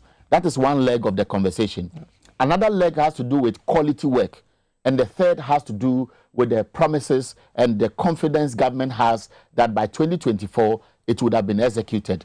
Let's take them one after the other. Choose any of the three angles and start the conversation as response. Yeah, I would want to start with we will. You know, when I sit on TV or I sit discussing issues on radio, I'm very, very careful because I want to be as objective as I could be, even though I also have my political lineage. But you see, I read something on a WhatsApp page where a school prefect, I think a primary GHS student, who was vying for a position and said that I will not promise and fail like President Akufo-Addo. I don't know if you have watched that. Yeah. So if a pupil who is contesting for school prefectship could say that I will not promise and fail like the president, then we should be worried. Now, these roads, they're saying that 2020 was declared year of roads. How many roads have we seen constructed? Or we are still in the year of road, they say year of road part 2. And every time the minister comes to promise, make promises, and we don't see any of such promises being fulfilled. You are owing contractors and you have not paid them. Where do they get the money to what? Come up with the new roads you want to construct. Government makes reference to roads. For example, if you look at the enclave around the Lekma Hospital, yes, it used to be a road that may have started along the line and stalled. Yes. But government proudly says we have at least continued the project, so it may fall under year of roads. The Pokwasi interchange, government would say that, in fact, he talks about they starting from the scratch. But we also know that the project is ongoing. Yes. So maybe year of roads would have meant that some projects are ongoing and government hopes to complete them and new ones would have started. Let's say that year of completion of roads. But if it's a year of roads, you see, there was scratch. When the minister was talking, the Pokwasi, we started from scratch. He mentioned that about 3 or 4 times. What was the interest? To let people know that they began and they started something, which I doubted because that was not the case. They were doing same with the Tema roundabout, saying that they started until evidence was shown that they did not start it. Let's give credit to where credit is due. For me, if government is constructing roads, they were the same people who said that roads, these are not things we're going to eat, or if somebody does it, it behoves the government to do that. So why are we making noise about it? In any case, I would have thought that this government would have constructed roads, be showing us pictures of what they have done. We have done this, we have done that, we have done this. Based on that, we believe we can do this, we're going to do. But every time the promises, and this minister always kept on promising. Are you doubting the minister when he makes specific reference to projects that they have completed and then names others that, for example, he was providing details and makes a reference to the Have to Hohoi Road, Sefi to we also to Akontomba stretch, Dodo Copper to Bore Junction Road, Ohoi to Jasikan Road, among others. He said 563 kilometers of roads are to be completed under the town road programs. And he talks about Nalerigu, Walewale, Pristia to Tepa town roads, and so on and so on. So in his presentation, even though some of these may be work in progress or work to be executed, he makes reference to some attempts. For example, on the Sino Hydro Master Project Support Facility, Mr. Mwakwata said 4 road projects are ongoing, including 2 interchanges. The road projects, he said, include the Accra Inner City roads, Kumasi Inner City roads, dualization of Adenta to Dodoa, and the rehabilitation of Ejumako to Afransia roads. In fact, the Adenta-Dodoa road dualization that he mentioned as part of the Sino Hydro Master Project Support Facility, I used that stretch only 2 days ago. Have they started something Dodoa, like that? The truth is there's nothing happening on that road. Now, why have they thought about Dawenya to Afra Road? But I have been to Juapon recently. Yes. On my way back, yes, I realized that on the stretch between Juapon and Michel Camp, you can see markings at both ends of the road, demarcations suggesting that there is some scoping taking place for work to be done. So it's both ways. Nothing being done somewhere but mentioned, something being done elsewhere and also mentioned. You see, we have come to a stage where we measure people by their track records. And that's why the doubt is so heavy. You see, you've said things, we're going to do this, we are going to fix this, and you never did that. So you create doubts in the minds of people. When you were even looking for a second opportunity to govern this country, you deceived us. You couldn't achieve what you claimed you were going to do. And now that you'll be leaving office, so you see, it creates a lot of doubt in our minds. You know, I hope, you see, they talk of 20 bridges. Why are the bridges? Major interchanges. Yeah, it said Clinton Road, 20 interchanges and 120 bridges. If I read from the graphic, 120 bridges. They are not talking about where the bridges are, and they said they've had. So for me, with the minister, the promises they've made in the past and their delivery, it creates a lot of doubts in my mind. If they can live up to expectation, we thank God for that. And that's what we all want to see. Look at this Dawenya from motorway Pong, from the motorway through Pong to Dawenya to Central University. If you're traveling on that road on a Saturday, you can spend as much as 4 hours in traffic. When you are coming back, you can spend not less than 5 to 6 hours in traffic. What are they saying about those roads? I've not heard anything about that. So where do we prioritize? Is it not going to be part of this dualization from the Temamoto runabout all through to Sogakopa? Yeah, but have they said so? So in your opinion, while government has the right to look at projects and put down plans to execute them, there are areas that must be fixed immediately. We have that must be priority addressed. areas. The moment they open up the Tema roundabout, a stretch, that road should have been constructed. Look, research shows that the busiest road in Ghana is the Accra Flower Road. That's verified. That's the busiest road. You cross-check. When I heard this, I was not surprised. The Kumasi stretch. You may think it's Kumasi. Accra Kumasi Highway. You may think that's the busiest road. They look at the one end point to the that's. I was surprised. And look at that road. You see, for me, you see, when I hear government say we will do this, we will do that, we will do that, I don't have a problem with we will do. But make sure that what you have promised you're going to do, you will do it. However, you have made promises in the past. And none of such promise, most of those promises have what failed. You could not achieve. Did you listen to Kwesi Amoakwata when he appeared before the Appointments Committee? He explained that one of the reasons why many of the projects were not executed to the fullest in 2020 was because of COVID. Now we are almost getting out of the COVID era. Many of us have taken our second jabs, and so government pretty is well aware of its master plan to execute the program. When did COVID come in? 2020. Yes. When did they take office? 2017. January. But the year of roads was declared in 2020. But what was it doing? So are you saying that if you don't declare a year of roads, you cannot do roads? But it also does not suggest that government has not built any roads. But why do you blame everything on COVID? Everything, COVID, everything. Meanwhile, we had a lot of relief from. So was it because because of the COVID, people could not work, or there was no money? He said COVID. What about COVID? Stalled the construction of roads. But political parties were moving around this country, having rallies, and people free field day. So if we could have rallies, chanting, and all that, and we could to win an election, what has road construction got to do with what? COVID. Was it about money? But we had COVID relief. We had a lot of money coming in. I believe that my producers will be helping us to speak to the Association of Aggrieved Contractors, who say that they have been engaging government for payment of debts owed. We'll be engaging them on this program. That's another area I wanted us to visit. Let's look at the local construction industry. There was a regime that saw them operating, and some say it is cyclical, depending on which government is in power.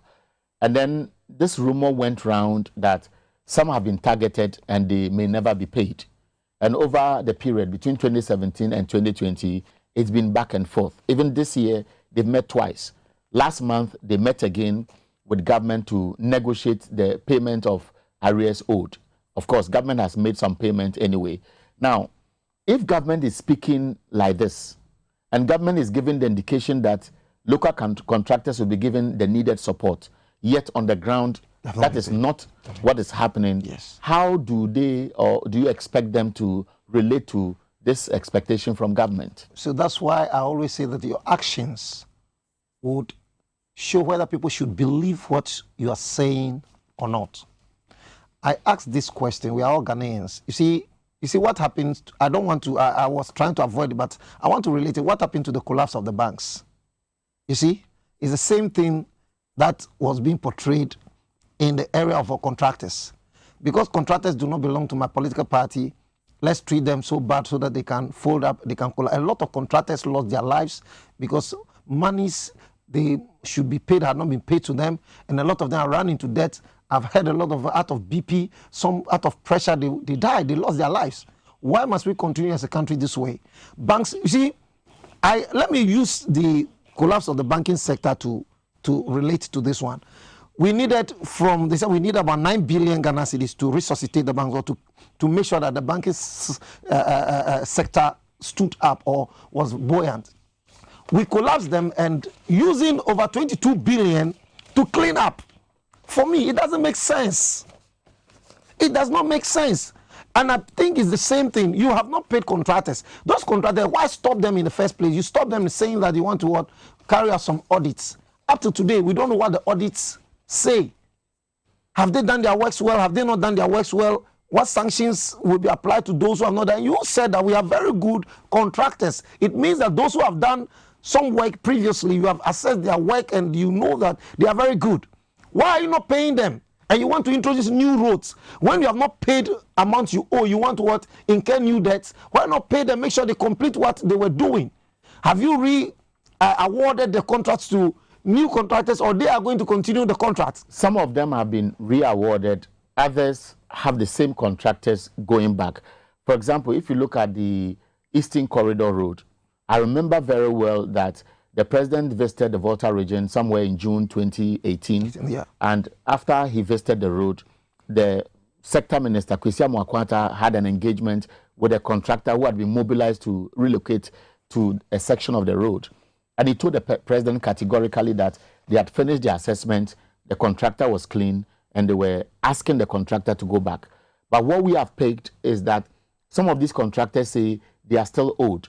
Yes. And so sometimes they mobilize to location based on assurances. Exactly. And when the monies are not paid, they just fold back and return to their homes. And that is the reality. So how do we help to get this done?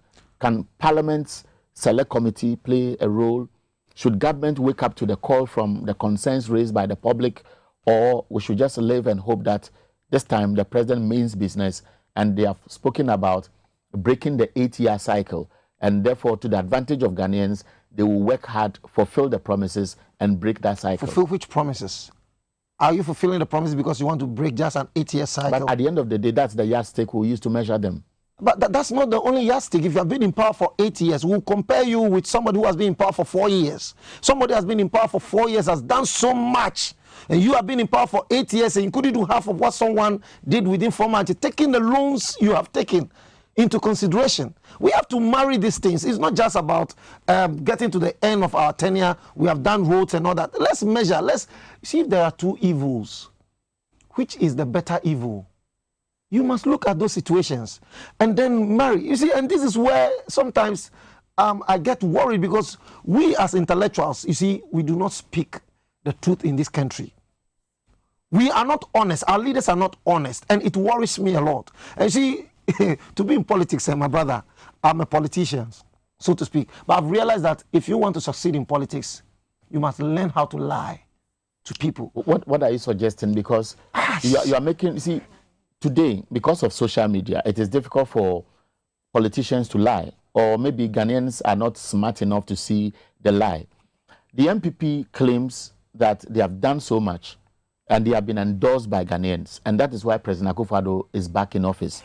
Is it a situation where the MPP is not telling a story better? That is why the impression is being created that John Mahama did so well, even under 4 years with so much he borrowed compared to Nana Akufo-Addo little, if you want to look at the averages.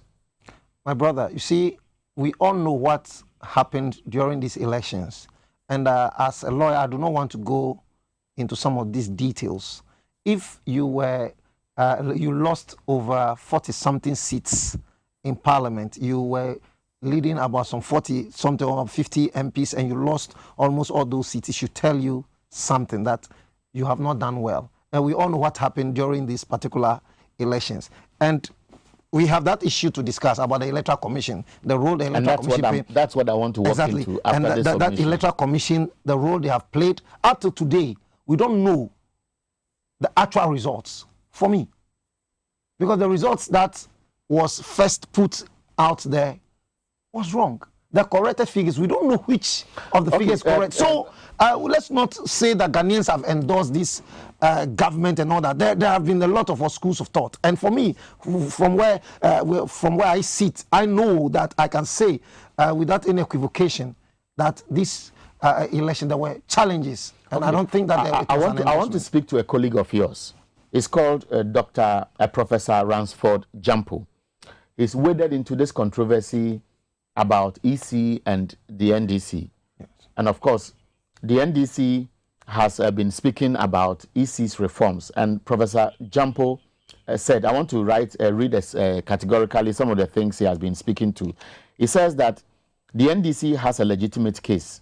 He's of the view that the new time could lead to a stampede at polling stations. That is, if they have to go by EC's proposal that elections should close by 3 p.m. Professor Jampo, who is a senior lecturer at the University of Ghana, says that the NDC is justified with the decision to reject some of the proposals tabled by the Electoral Commission. One of the proposals is obviously the time, and then NDC also talking about IPAC being given some legal backing so that whatever decisions they take will bind the EC and everybody will accept it. The posturing of EC for now is that, look, they are open to NDC, but if NDC insists that they are not ready to sit and talk, they will move ahead. My brother, I must say that when Mrs. Jane Mensah took over as the commissioner for, or let's say the chairperson of the Electoral Commission, we all thought that having taken out Charlotte Osei, who to me did no wrong as far as her constitutional mandate was concerned, and supervised an election that you have won, you came and pushed it out of office. Up to today, I cannot understand that. We thought that she was going to bring in some good reforms, better reforms. But I could say, you know, I used to work with the Electoral Commission as a presiding officer.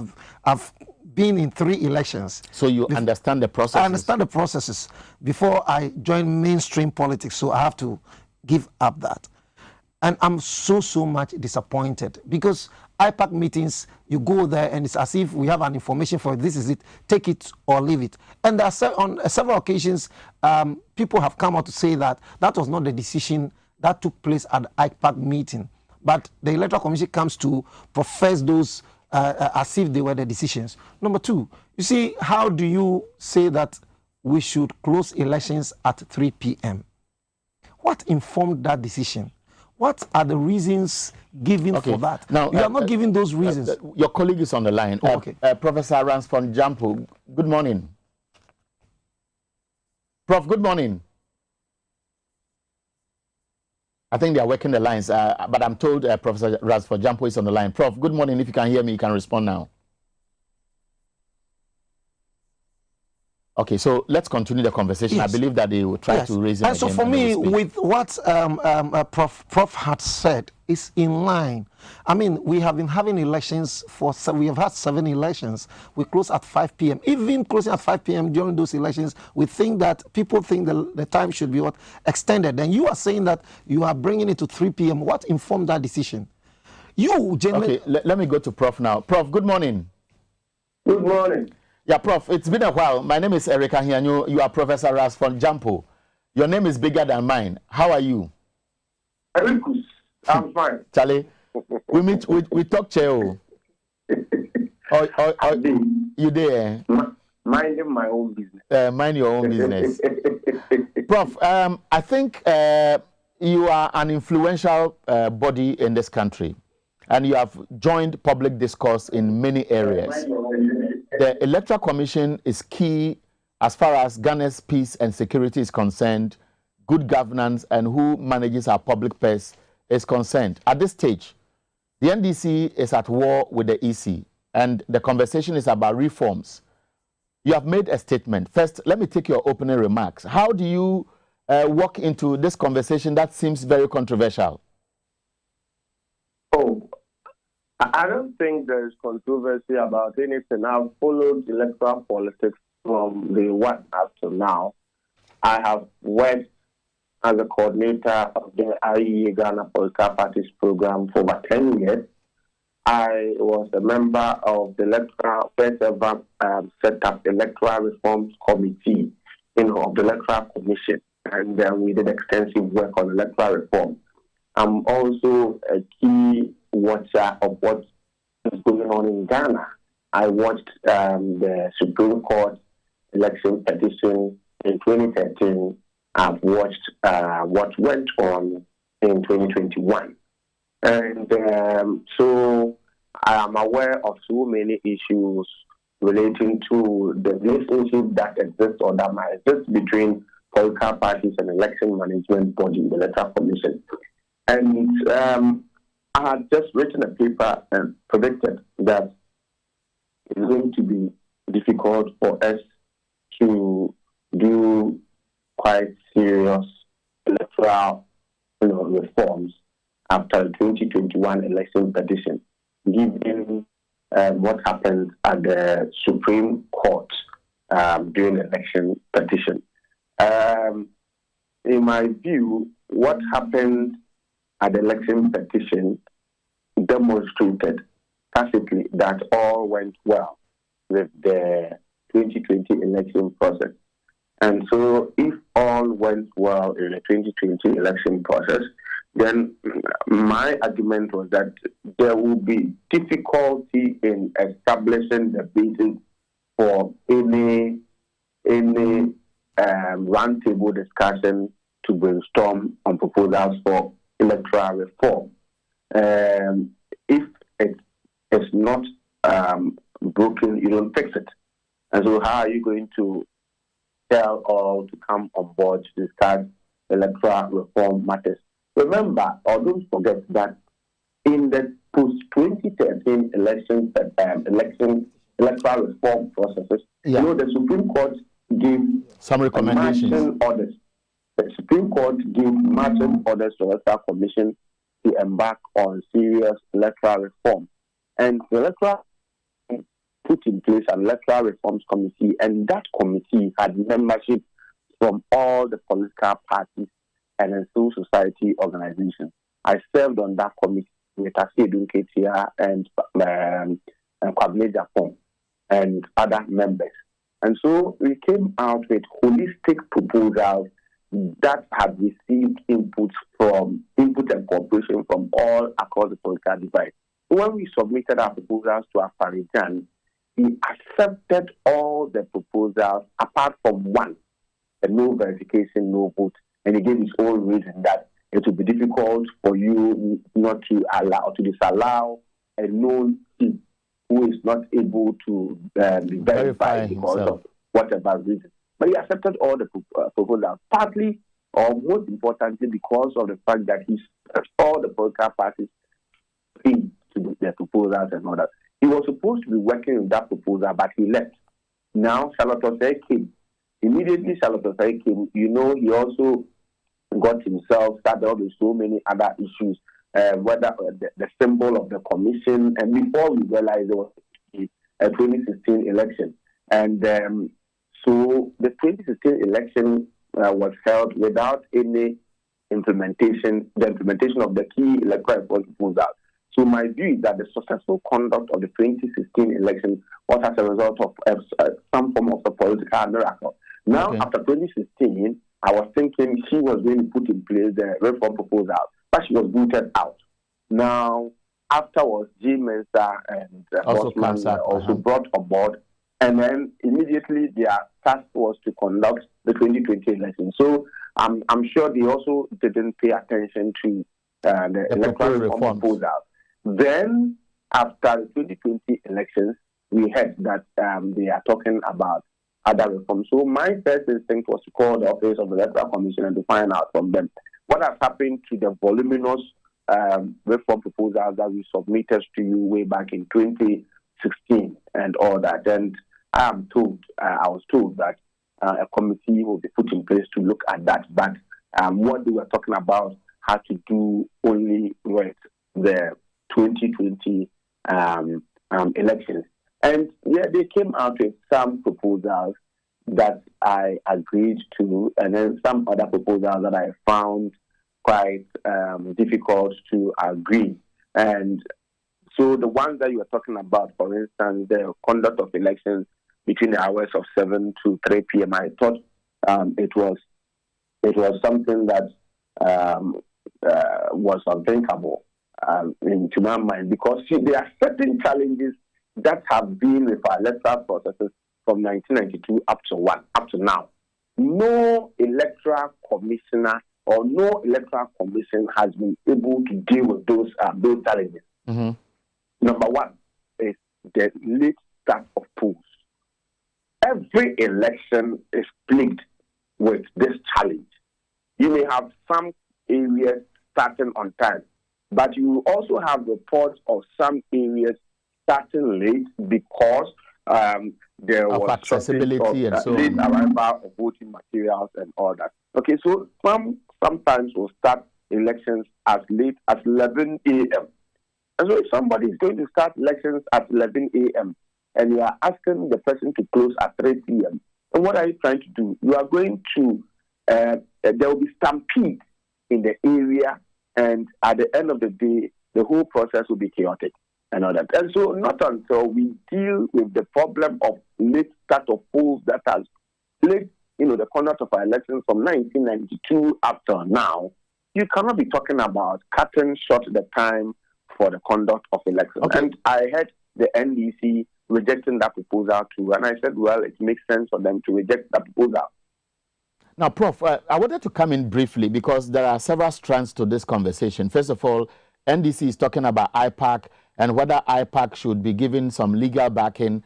NDC is raising issues about their own proposals that are yet to be tabled before the EC. Now, electoral reforms as huge, laden with suspicion as we are talking about now. The process that has been used to announce the reforms, is it the same process that has been witnessed in the past, where perhaps political parties are asked to table their proposals, all are put together, shared among them, and then a round table is created for discussions to endorse what must be done? Is it the same thing that has happened? Well, it's not the same thing that has happened because you have the largest opposition party not being part of the process.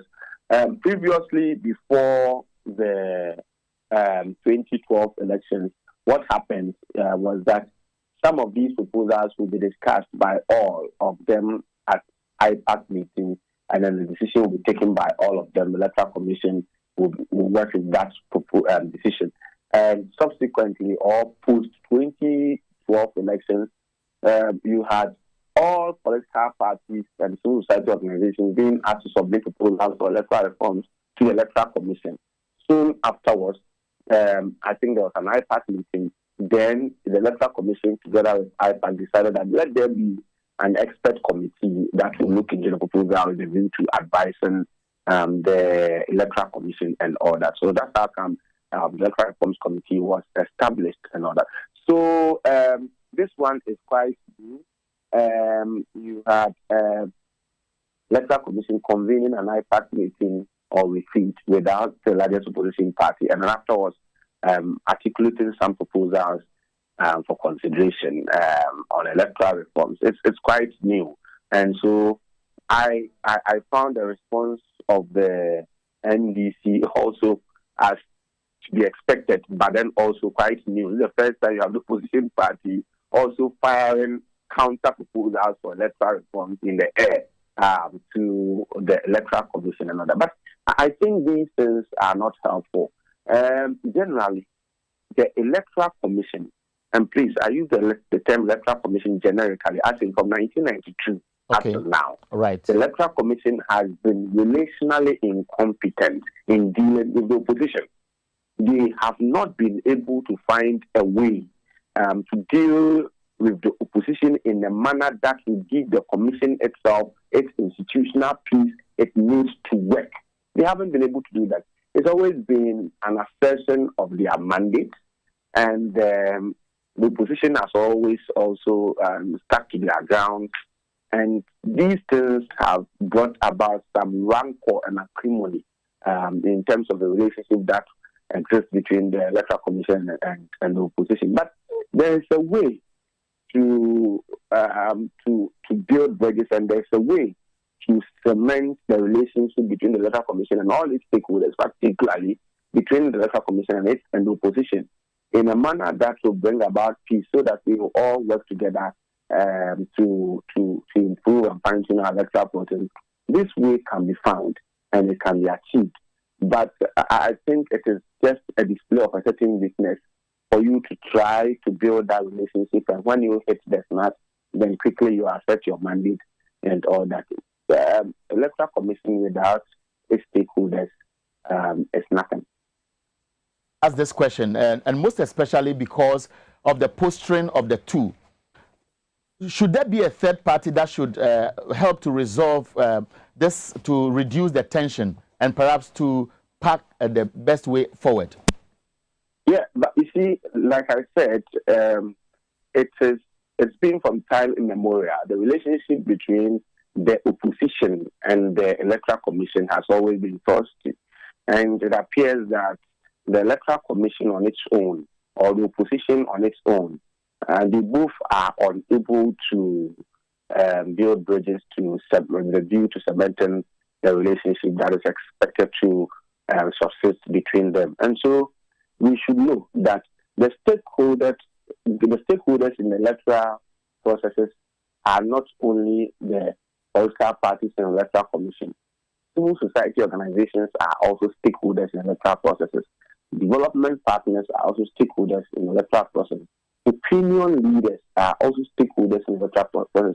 Actually, the ordinary Ghanaian is also a key stakeholder in the electoral process. So let these other stakeholders who are not political party actors and who are not members of the Electoral Commission also jump into the fray to put pressure on the two, so that they see the need to work together. I think what the NDC, the posturing and the attitude of the NDC now is understandable, given how they were treated at the election petition process. But it cannot continue like that in perpetuity. And so a way should be found to settle differences, so that they are also brought to the table to discuss some of these matters. Well, some of the proposals, some of the counter proposals they also made were sensible, and you have to dialogue about them so that they are all taken on board. Okay, Prof, we are so grateful. We have taken a lot from you. I believe that all stakeholders will listen because this particular message will trend after this show, and they will buy into it, I guess, and with your support, we can see Ghana moving forward. It is my pleasure. Thank you. So I'm in the studio with Dr. Kweku Mensah Mawuto has joined us. I won't ask him why he's late. And of course, Wawi Brown is also a lecturer at Accra Technical University. You are always here early. Today, did the traffic teach you a lesson? It was unfortunate. No time to waste. No. Wawi Brown, because we don't have much time left, I will let him begin the conversation. Sure, no problem. And then I'll come to you. We have spent some time on the year of roads. Yeah. And obviously, we are looking at Ghana, the Electoral Commission, and the way forward. And since this conversation just ended with the Electoral Commission, I'll take your brief remarks. Okay. You've monitored it all. NDC's post-train, EC's post-train, proposed reforms, and its own yet to come. What Ghanaians should expect, or what you would recommend is the way forward. All right. Thank you, Eric, and I really want to apologize for. It's unfortunate I have to drive through the traffic for over 1 hour, and as special as XYZ is, you still have to make it. I told myself I have to make it, you know. Yeah, and also my greetings to this is my brother. Yeah, we started together. We've known each other for a very long time. Oh, okay. Yeah, we were in IPS and to UPS, and he left us. Oh, okay. Maybe he wants to make ATU like UPS. Yes, so yes. Okay. All right, so I think let me take the posturing of NDC with respect to what is happening in EC now. It's unfortunate. In fact, I mean, it's expected. You know, since the commencement of the Fourth Republic, you know, we always have issues when it comes to parties in opposition. They've never trusted the EC before. Mm-hmm. Okay, it tells you that mistrust. And sometimes those of us outside wonder what the issues are when it comes to the EC and opposition. And interestingly, at the end of the day, when they win power, there's a transition. Suddenly they start supporting the EC. So it goes with that sort of mistrust. I think a lot of people have probably swayed into this conversation. It will be the interest of NDC to join the EC, to join the other parties, to see how best we can really subject the reforms recommended by EC to some peer review. Very, very necessary, very, very important. You can't stay out and behave as if you are not in the boat and you expect people to listen to you. But I'm sure that you have monitored Afarijan and EC. Yeah. And you witnessed Charlotte Osei and EC. Yeah. EC. Yeah. And you have seen Jean Mensah, Bosman Asari, and EC. Yeah. If the post-train, to the extent that they can even sidestep IPAC, which has been the pseudo constitutional body working in tandem with the EC since 1992, and go and form a certain committee of eminent persons who are only kept mute over the years because they are not actively participating in anything publicly regarding elections. Is it not going to give more room for this level of suspicion and therefore this stalemate that we are witnessing? Eric, has the Committee of Eminent Persons replaced IPAC? No. It's not replaced it. Why? It hasn't replaced it. Hasn't been replaced. IPAC, we still have IPAC. Why was it set up? No, at least, you see, that one too was given, reasons were given for forming it. Okay. But IPAC is still IPAC. But I believe that you have monitored that committee, and if it was that relevant, and for that reason, the establishment, between October 2020 till date, have you heard from them? Would you expect that because of things that are developing, they speak or they remain where they are? Thank you. So sometimes the information gap, I mean, probably will call for some of these questions. Okay, but it doesn't mean they're not doing anything. We may not know what is happening. We always sit here and say, look, information gap is always a problem in this country. But for if we are to know what they are doing, then we may probably wouldn't be asking such questions. However, it is very, very important to know that, look, IPAC, we all know, is an advisory committee. All the parties will come together. And virtually all the years, over the years, opposition parties will always disagree with a lot of reforms. They will always disagree. It has happened, within the powers, the tenure of all the ECs in this country. Yes, indeed. With this particular EC, we all know the controversy surrounding her appointment, the fact that an existing EC was impeached and all that. So you can bear with NDC that, yes, indeed, some of the complaints that they have made have not been listened to. But you see, they will do this country the best by just joining IPAC and then also participating in the reforms. Look, to be frank with you, personally, I don't think we should even change the time for voting. It has always worked for us. Even the 5 o'clock. For this year, let's think for 2020 elections, I have voted since 1996.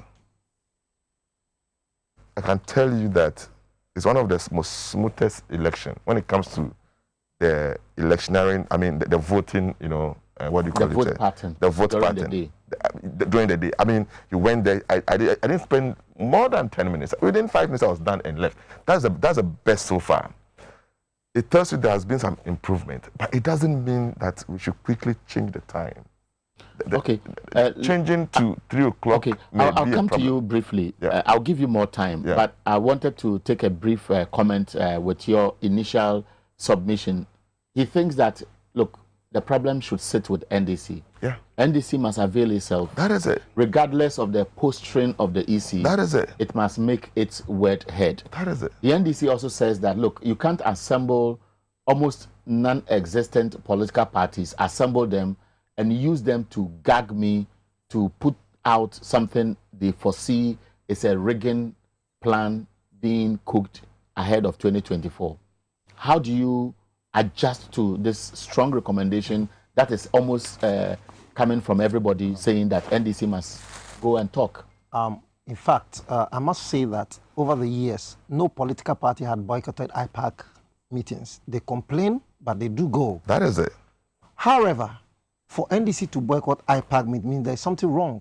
If you watch during last year, before the elections, sometimes letters, the way they even serve NDC letters and all that, created a lot of problems.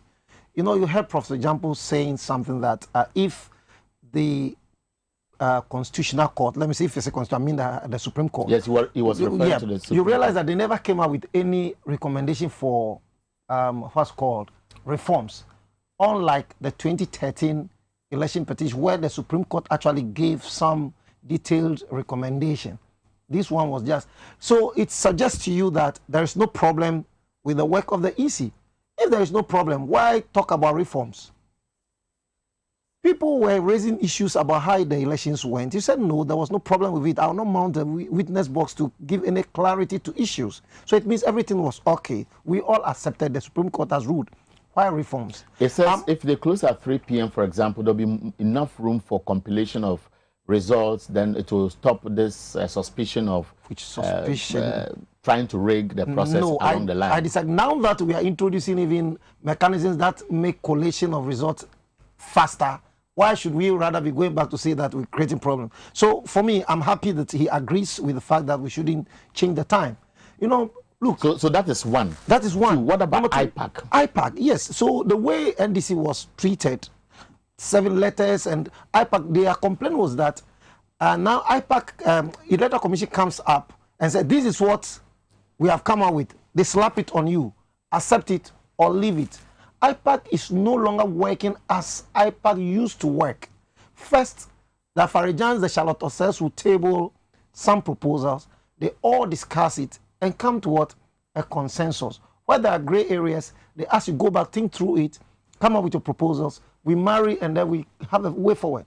But the Jemen Sambosman, Asari-led Electoral Commission is not operating in that way. Okay. They come out with what they think it is and slap it on people. And I've witnessed this during the 2020 election. They came out and said that all political parties have agreed that there was this issue, which was not true.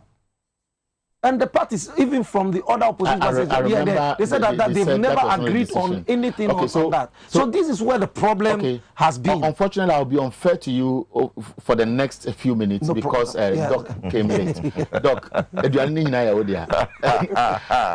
so after hearing all the argument, the NDC says that, look, EC has done more than enough to support their suspicion that there is something in there.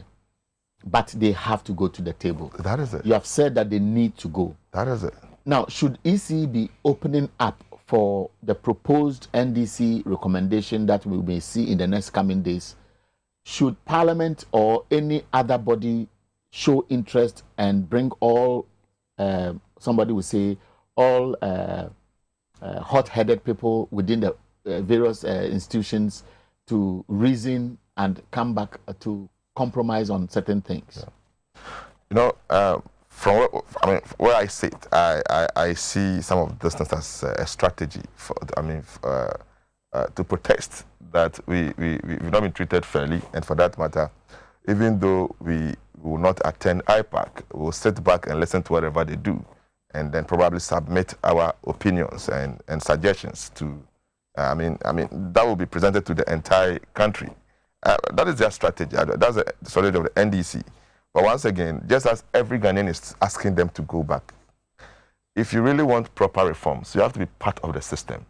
And I also disagree with the fact that the EC is being accused of bringing in parties from nowhere to impose reforms on them. I don't think the parties that were invited were just stooges of the EC.